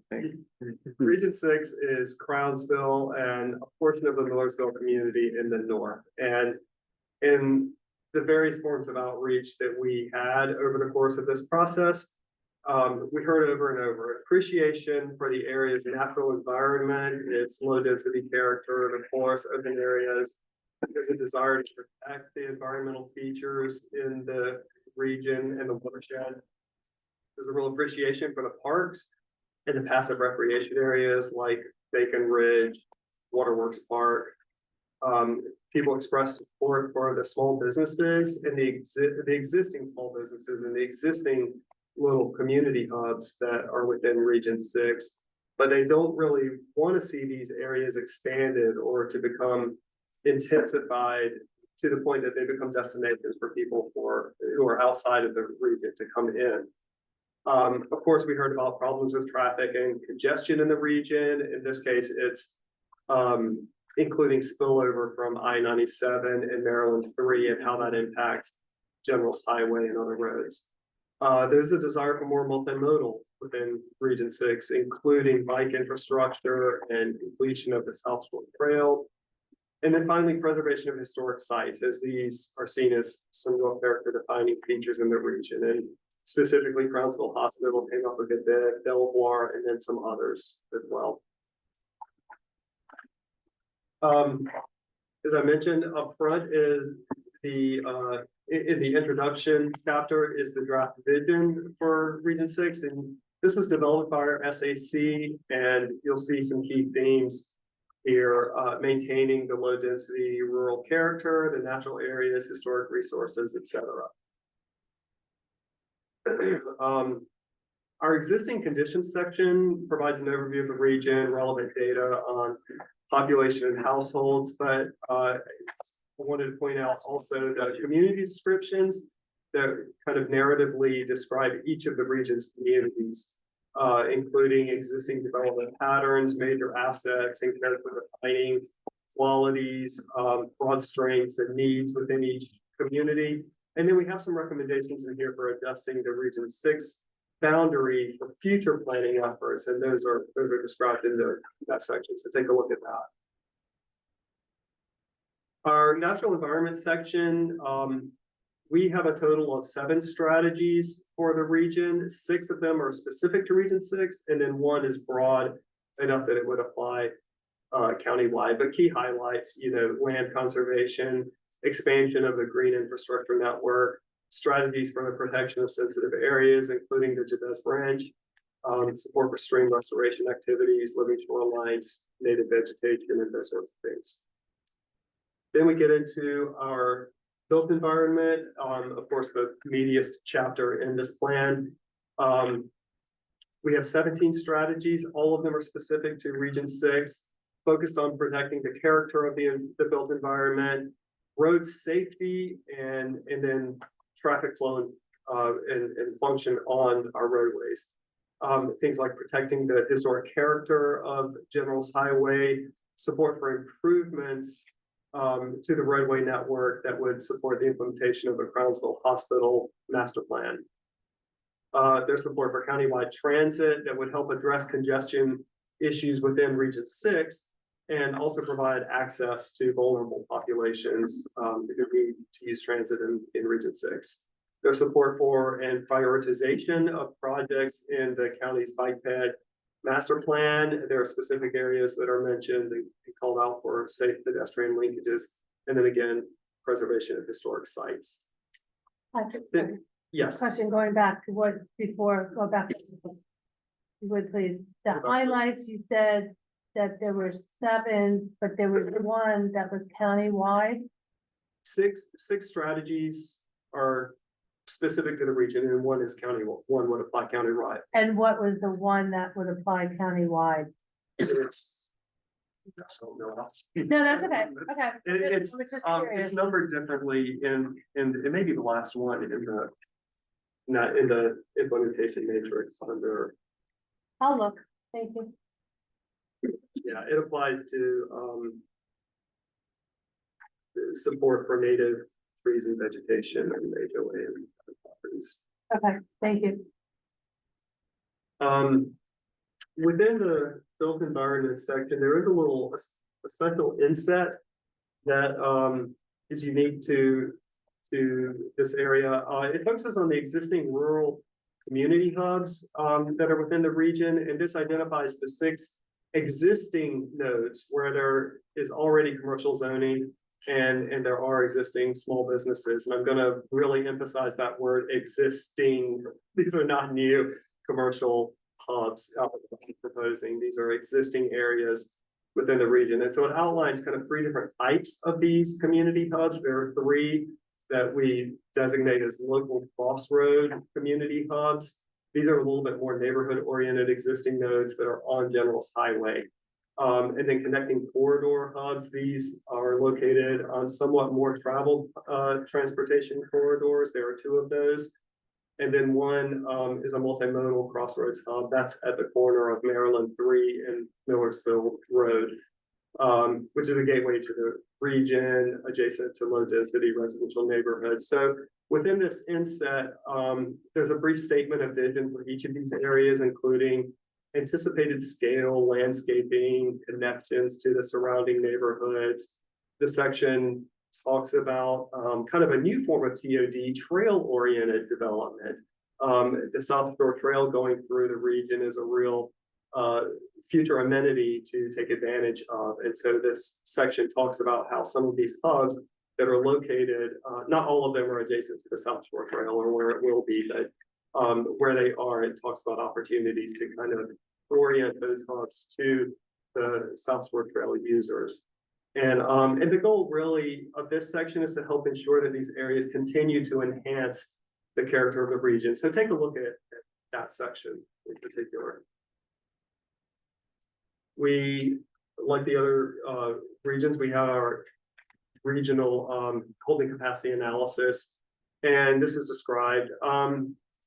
The long and the short of it is that the adopted zoning on the ground today can already accommodate the projected growth projections that are within Region 6. There aren't huge growth projections for the region.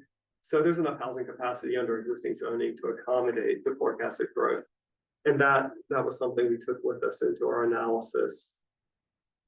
The last 2 chapters topical chapters, healthy communities. We have 7 strategies in total, all of them are specific to the region. Support for expanded access to outdoor amenities, water access, Bacon Ridge. Again, South Shore Trail comes up. And then support for implementation of a Crownsville Hospital site master plan.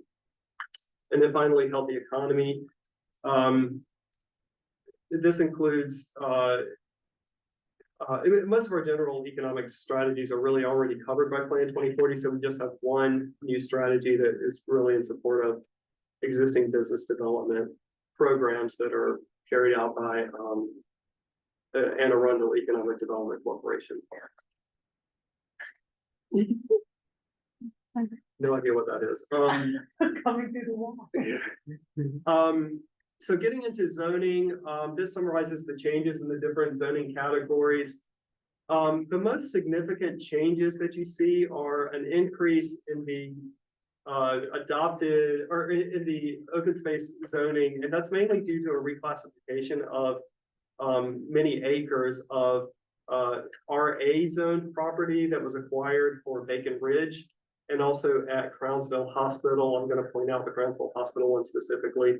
And then there's some HOA properties or community properties that are currently RLD or R1, and a lot of those are recommended to change to OS zoning. So that kind of is why you see some of those switches in the residential zones and in open space. We have a little bit of C3 zoning that has come online. That is bringing one property, the Opportunity Builder site, Veterans Highway and Generals Highway, the north part of the region. That's bringing that into line with their existing operations and the adopted planned land use on that site. We have about 10 acres of TC zoning.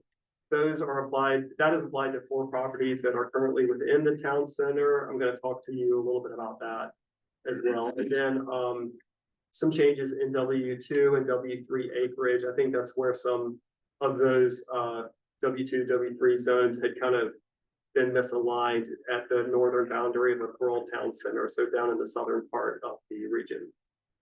I'm going to go over key changes over the next few slides. I'm going to focus on the areas where there were differences between staff and SAC, and then just a couple of other areas that I think you all need to just take a special look at as well. I'm going to start in the eastern part of the region, and I'll go north to south, and then I'll go west of 97 and north to south. But in the east, we had 7 zoning change applications and 3 OPZ or SAC recommended changes in this area. So the first one I'm going to really highlight for you is here at the corner of Sunrise Beach Road, CRB 15. And it's the area that's circled on the bottom there. This is directly across from where that fire station is coming online at the corner of Generals Highway and Sunrise Beach Road. 1.7 acres. It is currently zoned RLD, and the owner requested C3 in order to facilitate redevelopment of the site. Planning and zoning, we are recommending C1 zoning, which is consistent with the C1 zoning to the north. The SAC recommended retaining the existing RLD and not extending any commercial south of Sunrise Beachfront. So that's one to think about as you get into this. Continuing down the road just a little bit to the next kind of community hub, CRB 9 and 10. This is at Harold Harbor Road. If y'all are familiar with where the Dunkin' Donuts is coming in on Generals Highway, there were 2 requests there for upzoning from C1 to C4. Both of them to support various contracting uses. And OPZ and SAC, both of us are recommending maintaining the existing C1 zoning on these, but there were a number of public comment requests that came in during the preliminary phase that, and some of them were in support of the C4 requests, in support of business development and such. So take a look at these and give these your thoughts. There are 2 other requests that are immediately across the street on Phyllis Highway. Moving further south, the southeast part of the region, we had 6 change applications. Some of them are for various reasons for commercial upzoning requests, and then some for residential upzoning that would accommodate anywhere from just 1 additional unit on a property to several more units via subdivision. So I'll get into some of the ones that I think you need to look at. This one I'm just bringing to your attention for good measure. This is the Crownsville Hospital site. I've got to point that out to you because there was the whole Crownsville master plan effort that came through. Staff worked with the coordinators of that master plan effort to really talk about what zoning changes might be needed to support the master plan's recommendations. And so what we came up with is what you see on the plan here. The building areas, so the current zoning is primarily RA for almost all of the site. There are little slivers of OS. For the built areas of the Crownsville Hospital site, we recommend a modest upzoning from RA to RLD. That we felt would accommodate the widest range of potential uses as they're described in the master plan and still be kind of in line with the zoning intensity of the surrounding area. The future athletic fields that are described in the master plan, those areas we recommend maintaining the existing RA zoning. And then the wooded and meadow open areas as called out in the master plan, we recommend kind of downzoning those from RA to OS. And so that OS recommendation cover 367 acres. So a lot of those change numbers that you saw in our table can be attributed to this site here. And we didn't get public comments on this, but I just wanted to bring this up to you. So question, the, really both of them are changing zonings, what I refer to as down zoning. No, the current zoning is primarily RA, so there's a modest up zoning to RLD where the buildings are located. Oh, on 36, the okay. site. So kind of along Crownsville sorry, Road yeah. for the most part. And they have a master plan. There's a master plan, yeah, and we did not re-litigate that. But yes. We take it.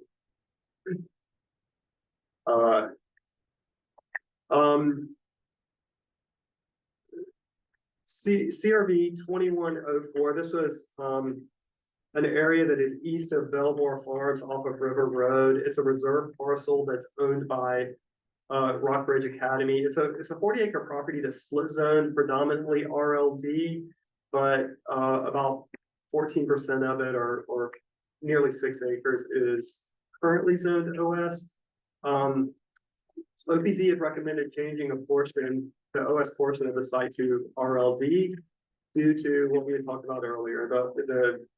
It's less than 20% of the property, and where the OS is currently sitting on the property is kind of poorly aligned with the site's stream valley system. The SAC did not support that recommendation on this property and recommended retaining the existing zoning split in order to limit potential development. So bringing that to your attention as well. Patrick, we don't see that on here. It's a consistency change, so it's there in the consistency change table. And then going to the south of the region, CRV 0003. These are 4 properties that are the ones that are outlined in red in the bottom of the image here. These are currently within the Parole Town Center master plan area, and that is a targeted growth area for the county. They were brought into the Parole Town Center with the adoption of the Parole Town Center master plan 2 years ago. And being in the town center, they are currently subject to the zoning overlay that is applied to the full Parole Town Center, which has a lot of allowances that help promote additional density and absorbing growth into the rural town center in order to protect more rural areas like Crownsville and South County and whatnot. We received a comp zoning application requesting town center zoning in order to be consistent with the location within the rural town center and to facilitate redevelopment. We supported that town center zoning designation. The SAC did not come to a consensus on this site.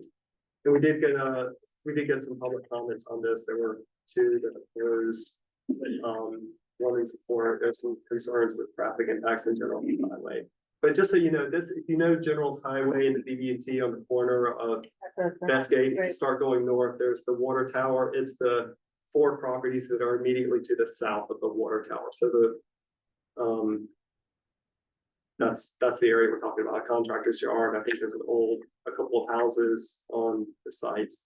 So that's what we're talking about. The BB&T's on the corner, you're going out General's Highway on the left. Because there's a bowling alley on the right, and there's the restoration on the corner that they did for the river, right there on the corner, Yeah, right. and the bowling alley. That's all on the right side, and this Is on the application left. is on the left, yeah. Before the water tower. And then, just north of that, on Epping Forest Road, there's CRV 14. This is about 3.8 acres. The current zoning is R1. There's an applicant request to change that to C3 zoning in order to support redevelopment at a small scale commercial area right there along where the South Shore Trail is going to go in. But OPZ and SAC recommend maintaining R1. We note the proximity to the rural town center. There were a bunch of public comments on this, and the majority supported retaining the existing R1 zoning. And I'll point out here too, there were a number of changes to community properties and down the road to the right here, there were 3 communities in particular that we worked with that after the preliminary recommendation, they got in touch with us and they wanted some of their community properties to be either all OS or all whatever the residential zone is, or maintain an existing split or something. So we worked with them to support their requests on those properties. And the reason being is some of these community amenity properties, there can be some real, well, different communities have different reasons for wanting OS or residential zoning, but if they have intentions to build or do some kind of an amenity feature, that can be much more difficult within OS zoning versus a residential zone. And so different communities come in with different requests sometimes, and we work with them to understand those differences. Question. Okay. Before you leave there, please. Yep. The ones that you just talked about, 003, are 4 properties on the corner of General's Highway and Bestgate. Right. This Well, it's just north of Bestgate, but yes. 0014 Epping Forest Road. Wait a minute, no, where were we just talking? Is that right? 14 is Epping Forest Road. How do they think that they are close enough to be in the proximity of the Parole Town Center on Epping Forest Road? That was our comment. They requested C3 zoning, and OPZ and the SAC were both recommending that they retain the existing R1 zoning. But the application requested C3 in order to do sort of a small scale commercial Okay, neighborhood thank you. amenity there. All the mind in the sand somewhere. West of 97, there were 8 zoning change applications that were received, various reasons. Most of them were residential requests. And in this image, you can kind of see the expansion of the OS zoning on the newly acquired Bacon Ridge properties. So I point that out. You'll see it better in the maps when you get into looking around. But going to the north of the region on this side again, MRV 0003, this is at the corner of Millersville Road and Maryland 3. The adopted zoning here is there are two properties under with the same owner. This larger property is currently zoned C2. The smaller one is zoned RLD. The applicant that owns both properties, they requested C3 for both properties to support redevelopment of the site. Planning and zoning staff is recommending C2 for both parcels, so that would mean that would mean a change to the smaller parcel here. That would be upzoned from RLD to C2. And it would also necessitate a planned land use change as well. And so that's all reflected in the tables that you have in your hands. The SAC recommended maintaining the current zoning on both, so maintaining the C2 on the larger and the RLD on the smaller parcel. We got a lot of public comments on this, and just overall, I'll say just little support for upzoning, but there is more support for even downzoning, even the larger parcel as well. So we will hear a lot about this area as we move through this process. And finally, this is a residential property kind of in the middle of the region, CRB 0001 at 1216 Bacon Ridge. 4.5 acres. The current zoning is RA. The owner requested RLD in order to add a home to their property and allow them to age in place, and I think have a kid move into the existing home there. Planning and zoning recommended maintaining the existing RA on this property. There's no RLD in the surrounding area, and we felt like that would be incompatible. And there are also accessory dwelling unit provisions that are in place now that would allow them to build an Another additional unit. smaller than a house generally, but the SAC did not come to a consensus on this one, and we didn't receive public comments on this, but I do want to point it out just because of that difference between staff and the SAC. And that's all I have in Region 6. I don't know if you all have any questions at this point, or maybe you just want to dig in and Can you bring go, it back. can you go back to 003 Millersville? Good point. Where is Jacob's Branch in relation to? Did you Because miss- the comment says future development should include enhanced protections for the Jacob Branch impacts on surrounding residential areas and a safe crossing for the South Shore Trail. Where would that proposed crossing be? Where is Maryland South- 3? South Shore Trail currently comes up here and stops about here. There's that school board property is an old, it's an old school, I believe, Okay, school building. but there will be, when it's completed, Right, the crossing over 3 is, oh, I can't, I need an aerial to be able to see the alignment, but anyway, Okay. it's to go across this area here. So there are some real opportunities if and when this does eventually redevelop. I mean, the trail's gonna be right here, and there may be some opportunities to sort of tie into that with whatever happens on this site. so right now, 003A is C2, and you colored 003B, which was RLD, to become C2. Correct. Okay. That's I our want to make sure I'm recommendation. following these colors. That's, correctly. that's our recommendation. Maintain existing zoning here, the large one. And then adding, Upzone this right, from RLD to C2. The SAC says maintain this as RLD. What's across the road there? What's on the other side of the road, across Route 3? That's the Highs and gas station. You just saved me because I did not know. Yeah. I'm sorry. This is the just to the, west is the boundary with Region 5, yeah. And again, some of the properties that Sam had brought up. Right? Well, farms and then. Oh, okay, that's what I was thinking, okay, Where is Fairland Farm? yep, gotcha, yep, okay. Yeah, and some of these C4 properties here are not developed currently. So, That property's been talked about for a long time, right, on the corner, the one we're talking about? yeah, and we're gonna hear a lot about that in this process.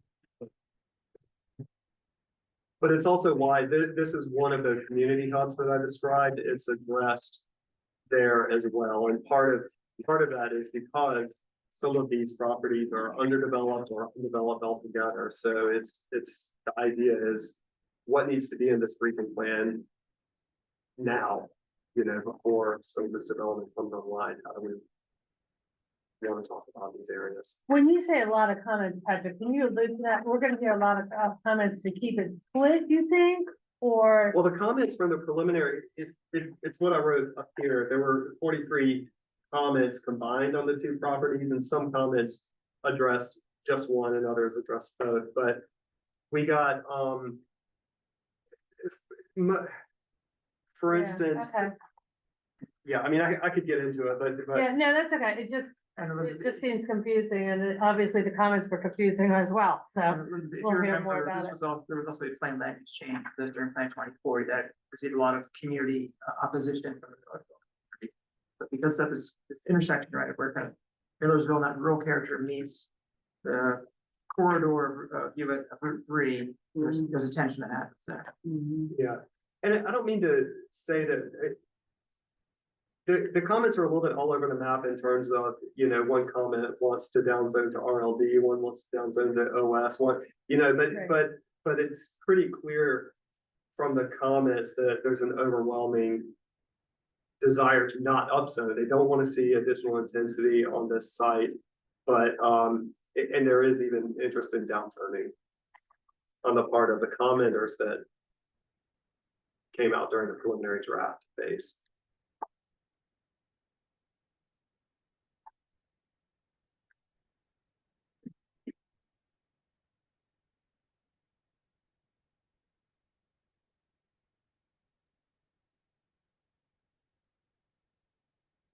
Maybe I'll let you, Oh, yeah. Any other questions on Sorry. 6? pass the torch to.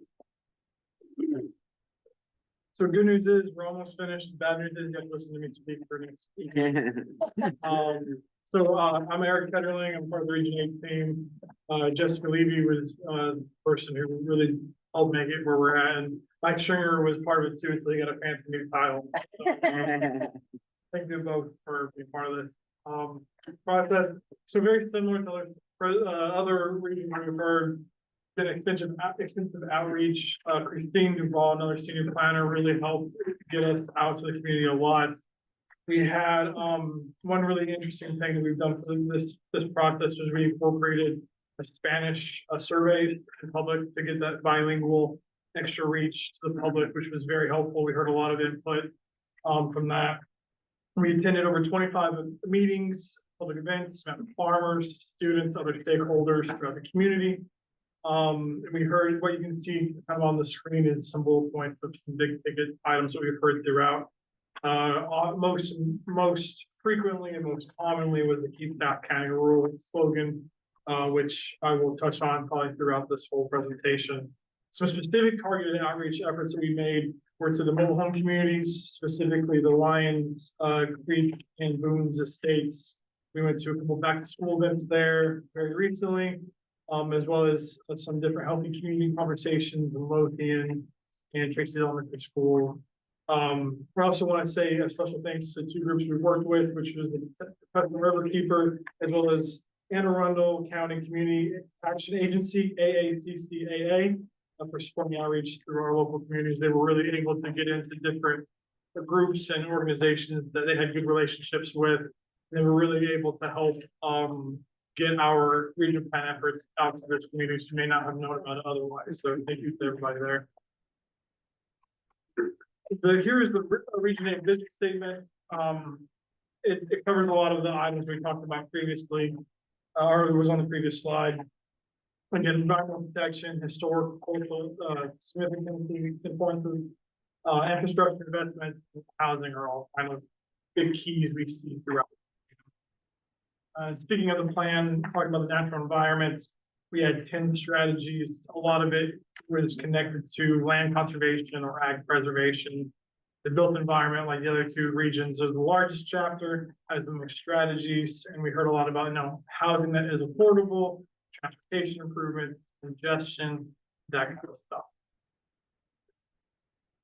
In healthy communities, we had 8 strategies there. A lot of it was focused on community spaces, senior centers, places to gather, as well as the food and health act. The economy, again, 6 strategies highlighted really with local businesses. That was their focus, revitalization of some areas, and then also education engagement on the agricultural trades. Again, the ag industry is big in South County.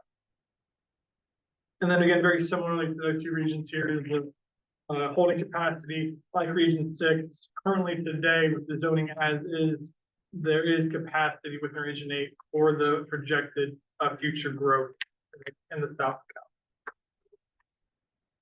The zoning districts, again, very similar to Region 5 and 6. Here's the breakdown. The largest increase, again, is the open space of over 3,200 acres, mostly taken from the RA. Again, a lot of this is attributed to, the consistency analysis, as well as, staff recommendations. We actually have a lot of staff recommendations for open space, and I'll break those down a little bit for you soon. Again, one thing I want to reiterate here is if you do not see a zoning category on here, that means it is not currently in Region 8, is not projected to be in Region 8. For example, R22 is not in Region 8. We are not recommending R22 to be in Region 8. Generally speaking, not much is changing in Region 8. The zoning recommendations align typically with what is currently there today. We are doing those cleanups, those consistencies, and stuff of that nature. And I will talk on a few areas that I want to bring to your attention. I'll start with Davidsonville. Davidsonville has the most amount of change because it's the largest community in Region 8.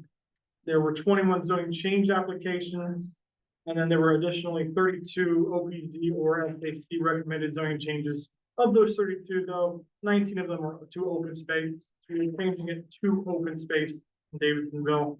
And again, another 9 is that rural agricultural residential district. So we have right there about 28 zoning changes to a very low to no intensity type of zoning cap. There were also a couple for small business, 1 R1 and 1 to C1. And there was one area where OPZ and the SAC had different recommendations, and I'll talk about that here in the next slide. I do want to point out too, it seemed to be a lot of people applied throughout South County. About a third of all the applications applied for somebody who wanted to subdivide their land, and they say they wanted to subdivide for to create a house for their family. So this, for whatever that's worth. So the first one in Davidsonville I want to bring to your attention is the one where the SAC and staff had differing recommendations. As you can see, focus your attention in the red circle for the moment. It's the areas with the dashed black line around it. That is being recommended to R1. The R1 that's not dashed with dashed lines is currently existing today. The bulk of the R1 there has been there since 2011. That was an amendment in the last comprehensive zoning process. This recommendation would essentially kind of fill in those holes.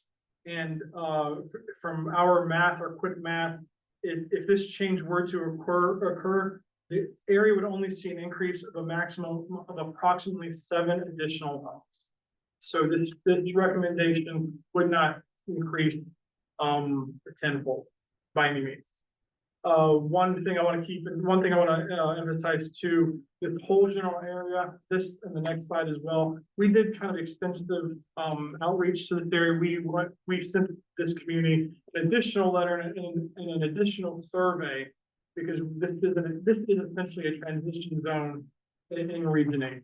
As you can, Defense Highway is that road at the top of the screen. North of that is Region 5, and as we talked about, that's the Crofton area, that's the more populated area. Then Region 8, we start to get to where it's typically you think of South County. So this is a transition zone where you wanted to really understand what the community thought there and what they felt their community should be like in the future. So back to this slide specifically, staff is recommending to fill in those holes, add the R1, and kind of fix that weird shaped area for R1. While the SAC one is maintaining the RA, which is what it's currently today. We've heard for some of the comments, these next two slides are typically pretty split. It seems a lot of people they have concerns over traffic or protecting the nature of the community, but some understand that this isn't really typically South County. They don't see this as a very super rural area.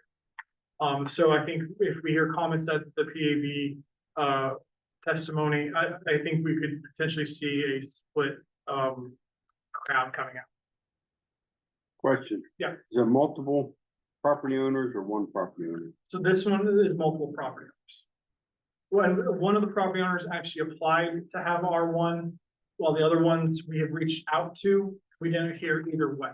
So when we made the recommendation to make their properties R1, we didn't hear from them one way or the other. But they have been informed of the recommendation. It says in the notes that SAC notes the existing RA zoning is consistent with the zoning on other properties. Yes, so the green, if you can look at the green around, that's all RA. So the current zoning would be consistent with those neighboring properties. With the green, okay. But the same could be said if it were to be rezoned to R1, it would also be consistent next to the RA. Which is what the staff is saying. Correct.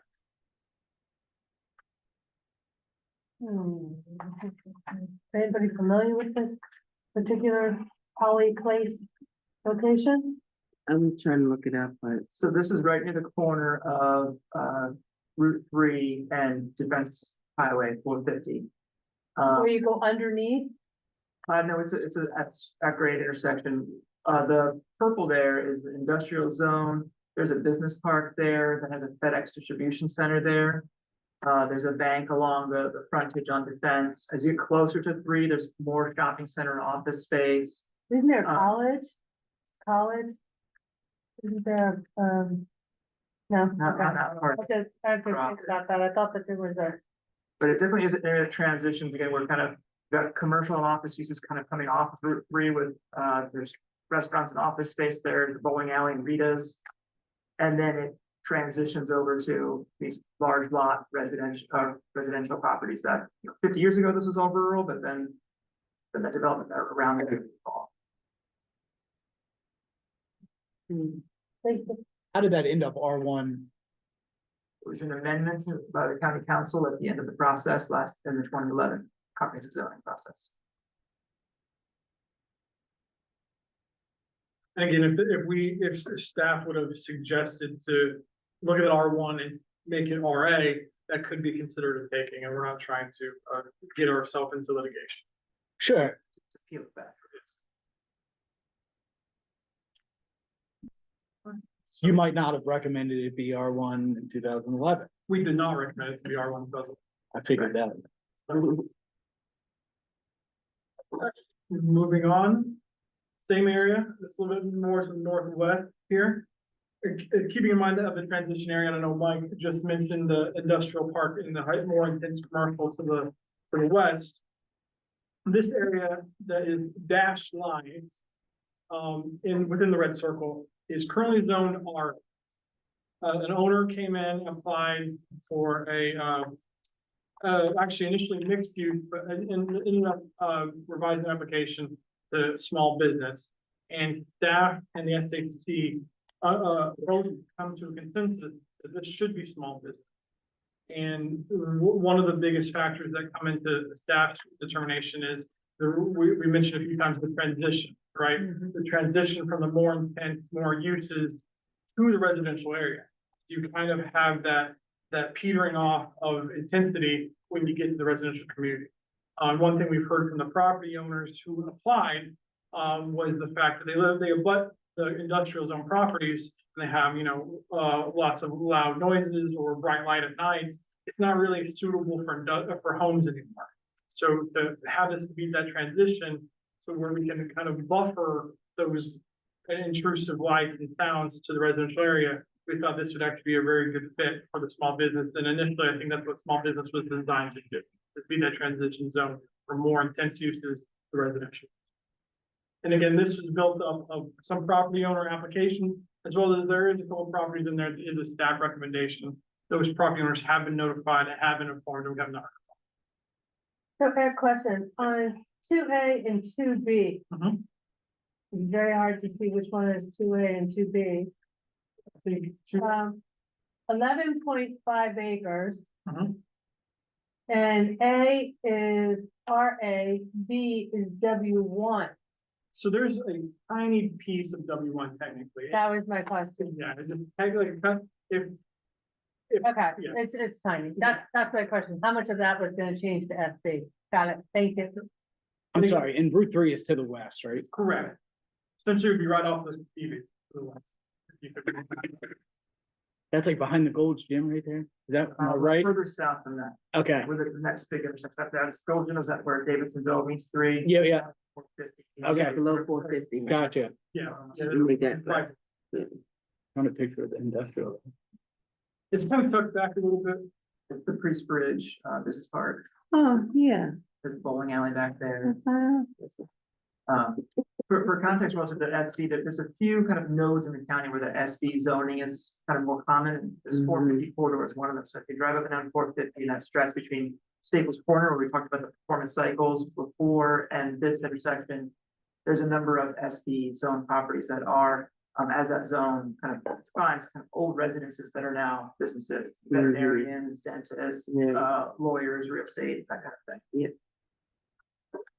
And then very similar to the last slide, this is an area that we saw split comments. There's almost a 50-50 pro, 50 against. Again, citing concerns of traffic and care to the community. Stuff like that. But again, the other half saw the benefit, saw the fact that this actually isn't a residential area anymore. Mhm. And it should be this kind of a small business transition. Again, another area we anticipate. So that's transitioned over time though. I mean, yeah. Yeah, correct. Mhm. So, moving on to this next slide, this is at 743 West Central Ave, better referred to as Homestead Gardens. This was an application that came in during the preliminary review period, so it has not really been seen by the public yet. The staff has reviewed it, SAC's reviewed it, and we are both come to consensus to maintain the RA zoning. And according to our zoning staff, Homestead Gardens can operate with the current uses as well as the requested uses in their application under the current RA zone. County staff did receive one comment at the SAC meeting from a member who was opposed to the change, as well as staff did receive a letter of opposition from the Davidsonville Area Civic Association opposing the change as well. So this is Posting the change. opposing the change. to Oh, C4. propose. Oh, they are not for a change to C4. They want Got to it, maintain okay, the current zone. Okay. Yeah, no, you're fine. Good, better to ask, right? Yeah, so we anticipate this being probably the thing that draws the most people out to originate, is my guess. So we wanted to kind of give you guys a heads up tonight before we have our public comment period. So the Davidsonville Area Civic Association is comprised of how many, what area exactly, and how many members do we know? They say they represent over 300 people. I think is what the letter said. So, and then the specific geographic area, I'll have to get back.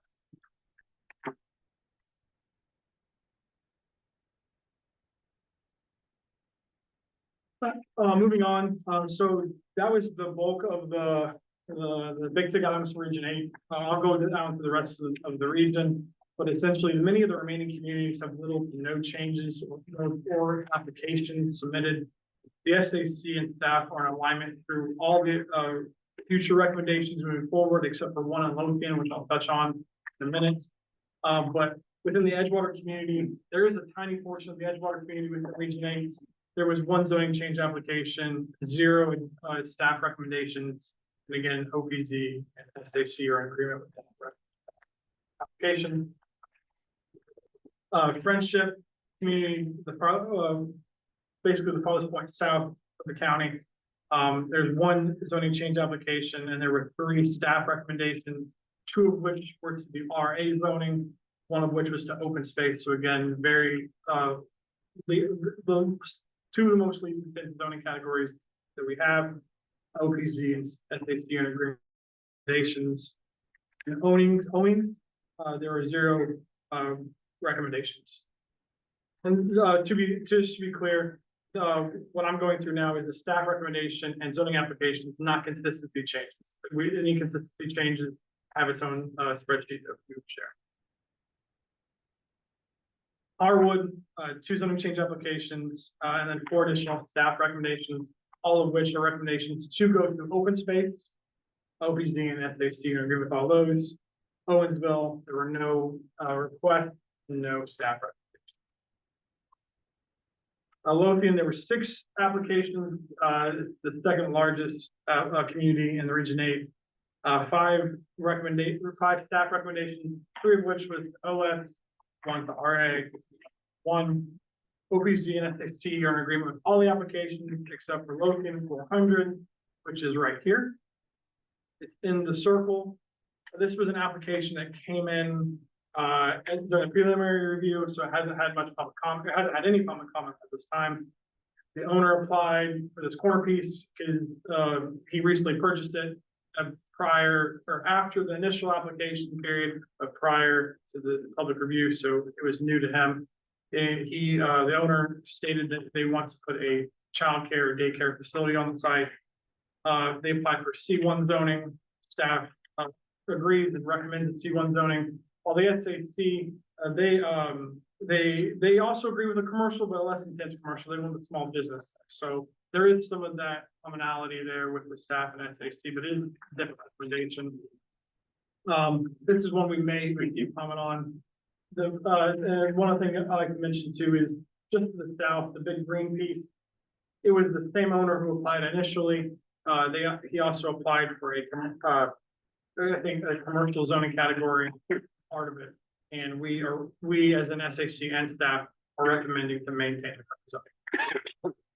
Question, the current use of the 0400 piece of property, It is vacant, I believe. and it is 2.6 acres. Yeah, that's what the trust is. Question. No. And the child care can be performed in SB and C1. That's my understanding. Is it permitted use in SB or is it special exemption? I believe it's permitted, but I'll have to double check.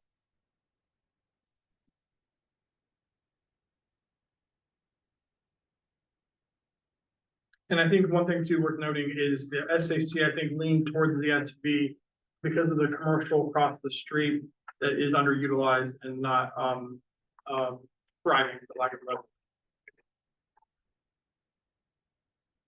Childcare is permitted in SB. It is. Along with a doggy daycare. And also C1.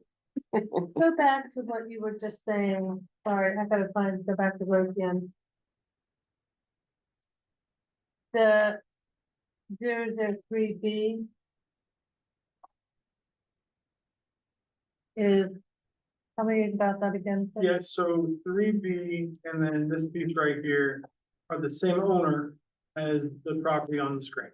Okay, He owned this property for some time, these properties for some time, and initially applied during the initial application period. During the initial application period, he did not own 400. For 003, he applied, I believe, for R1. And then this piece, this piece right south of 400, he applied for C1. And okay, no, hold on. we're talking about time lift oak. Mhm. Correct? Okay, so current zoning is R1 for the A piece. And he applied for C1, which is the smaller piece, right? Big piece, which is 64 acres, is RA and applied for R1. Correct. But the current zoning for this piece is also RA. Currently, Both are RA, right? correct. And your recommendation is to keep it RA. Correct. So the other one that we were just talking about is currently RA. And you're recommending it to go to C1? Correct.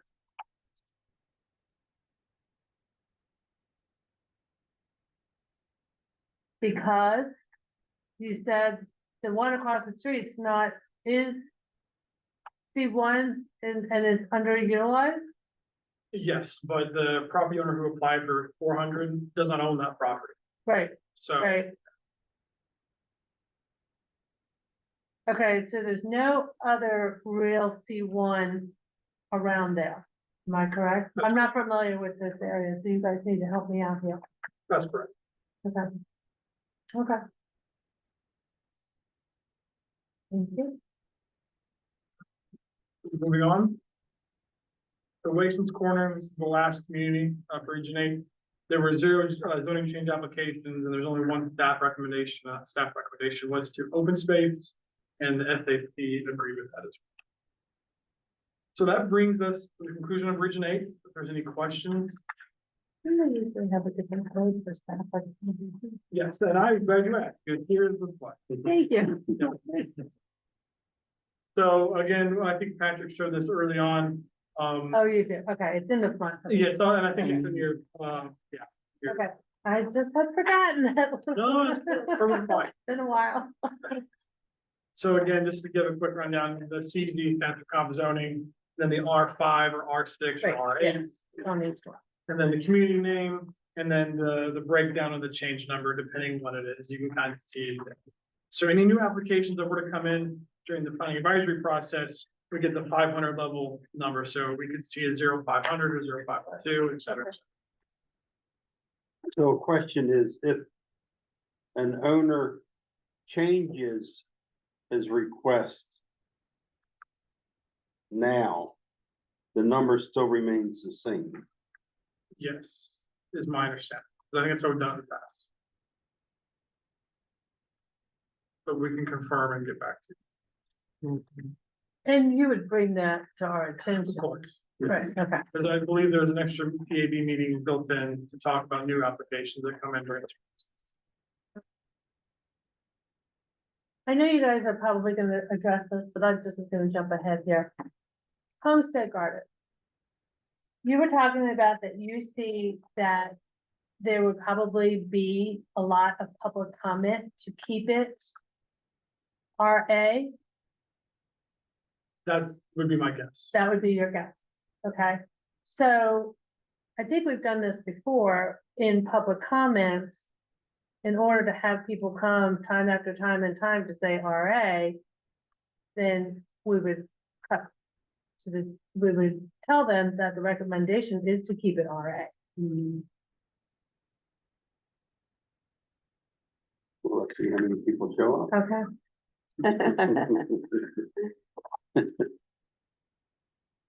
So, and this is no more questions.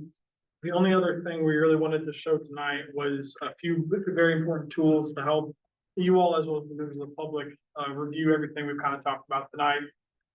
As you can see on the links on the left-hand side of the page, that'll take you to each of the region hub sites. So it's aacounty.org/region5, 6, 8, depending which one you want to go to. And what I can do is take you to one now. So we're at region 5.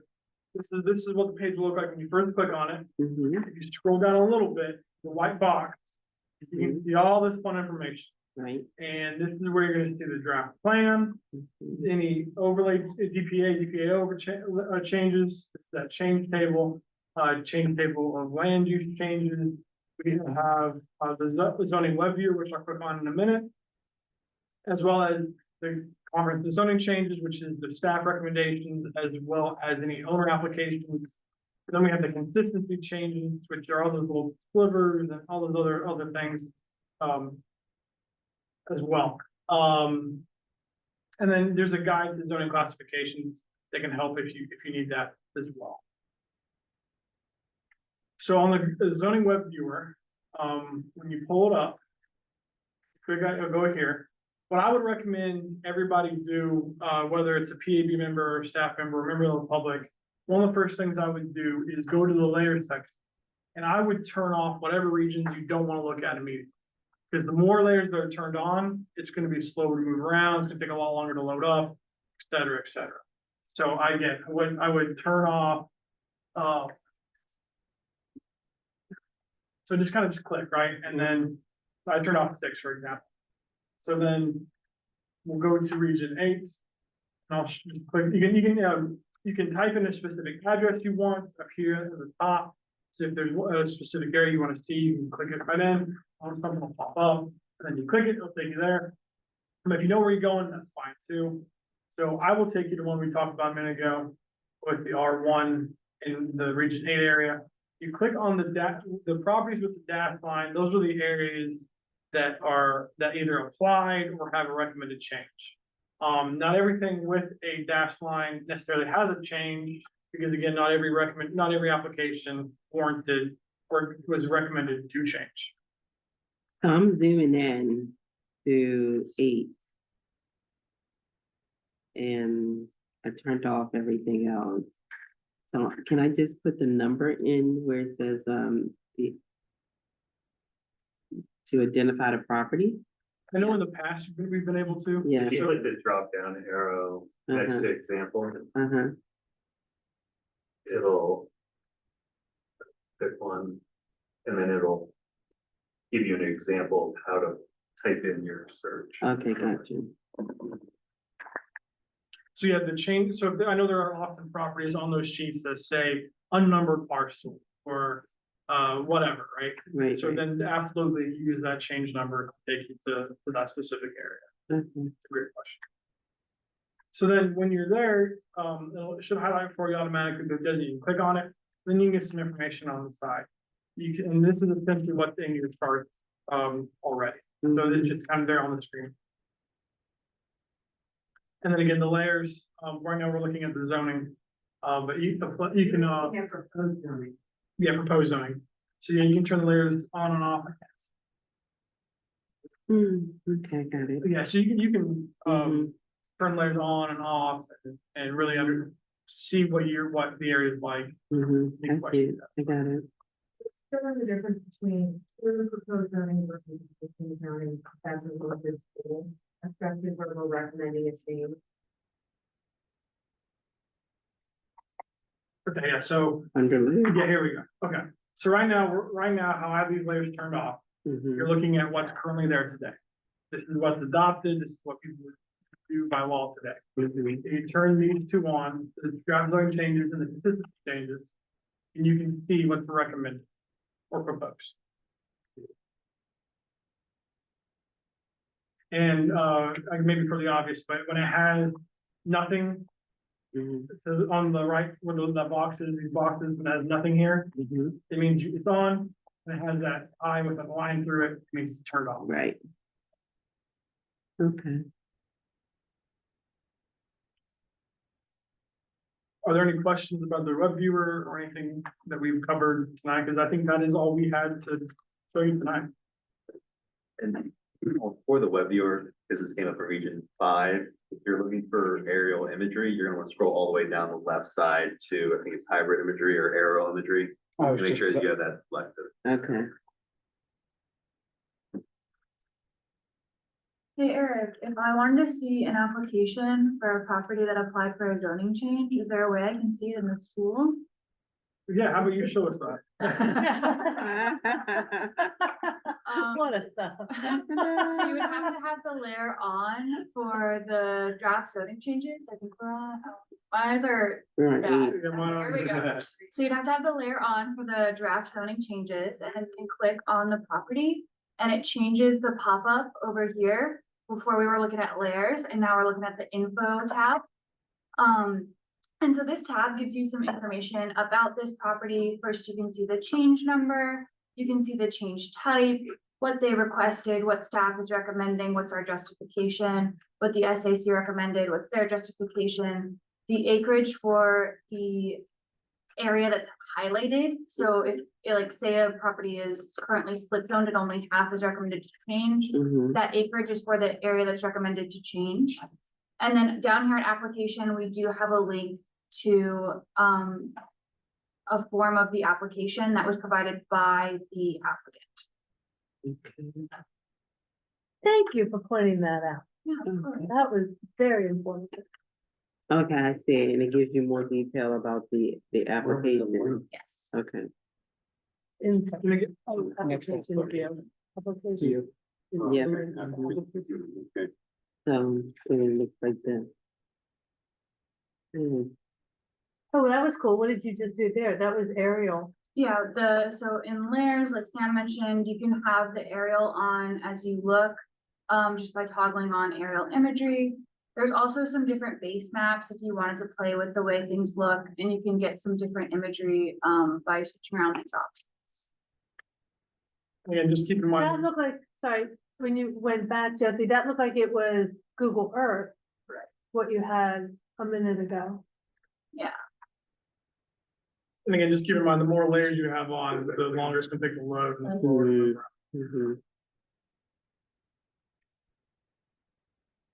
Do you guys have any other questions about the web tool? Mhm. That was a refresher. Let's go back into it all over. Yeah. And Okay, so. Yeah, one thing, the applications are being loaded into this web app. We thought they were gonna be ready for tonight and, they're not in there yet. So that is underway. Our JS staff is working on that. If you want to see the actual application form, what the request is about. And We this- believe you. But it's important, I think, to kind of know, like, what do you want to do? Why are you asking this? Yeah. Change. And this is open to the public. It's not just us. Correct. It's, Right. it's, okay. So when you go to that website, that's live right now. So anybody who's doing it right now can go see the same thing. Okay. Thank you. great question. I think that's some information that Gus wants to give us. Rick, can Okay, we- so the planning advisory board now opens the record for public testimony on regions 5, 6, and 8. Written comments can be provided through the hub sites for each region. Written testimony will be accepted from tonight through the following dates. Region 6 up until October 8th. Region 8 accepted until October 15th, and Region 5 until October 22nd. Verbal testimony will be heard at the following public hearings. Region 6 on September 24th at the Rolling Knolls Elementary School at 6 p.m. Region 8 is on September 30th at Southern High School, 6 p.m. And Region 5 is October 8th at Crofton High School at 6 p.m. And with that, we are done. Any questions from board members, comments, staff? Okay, motion to adjourn. I motion to adjourn. Second, Second, after thanking the staff tremendously for all your hard work in putting this together. It's been a while and we still realize how much it takes to do. Thank you, thank so you. motion's been made and second, all in favor? Aye. All right. Nays? Thank you, Mr. Evans, and this meeting is adjourned.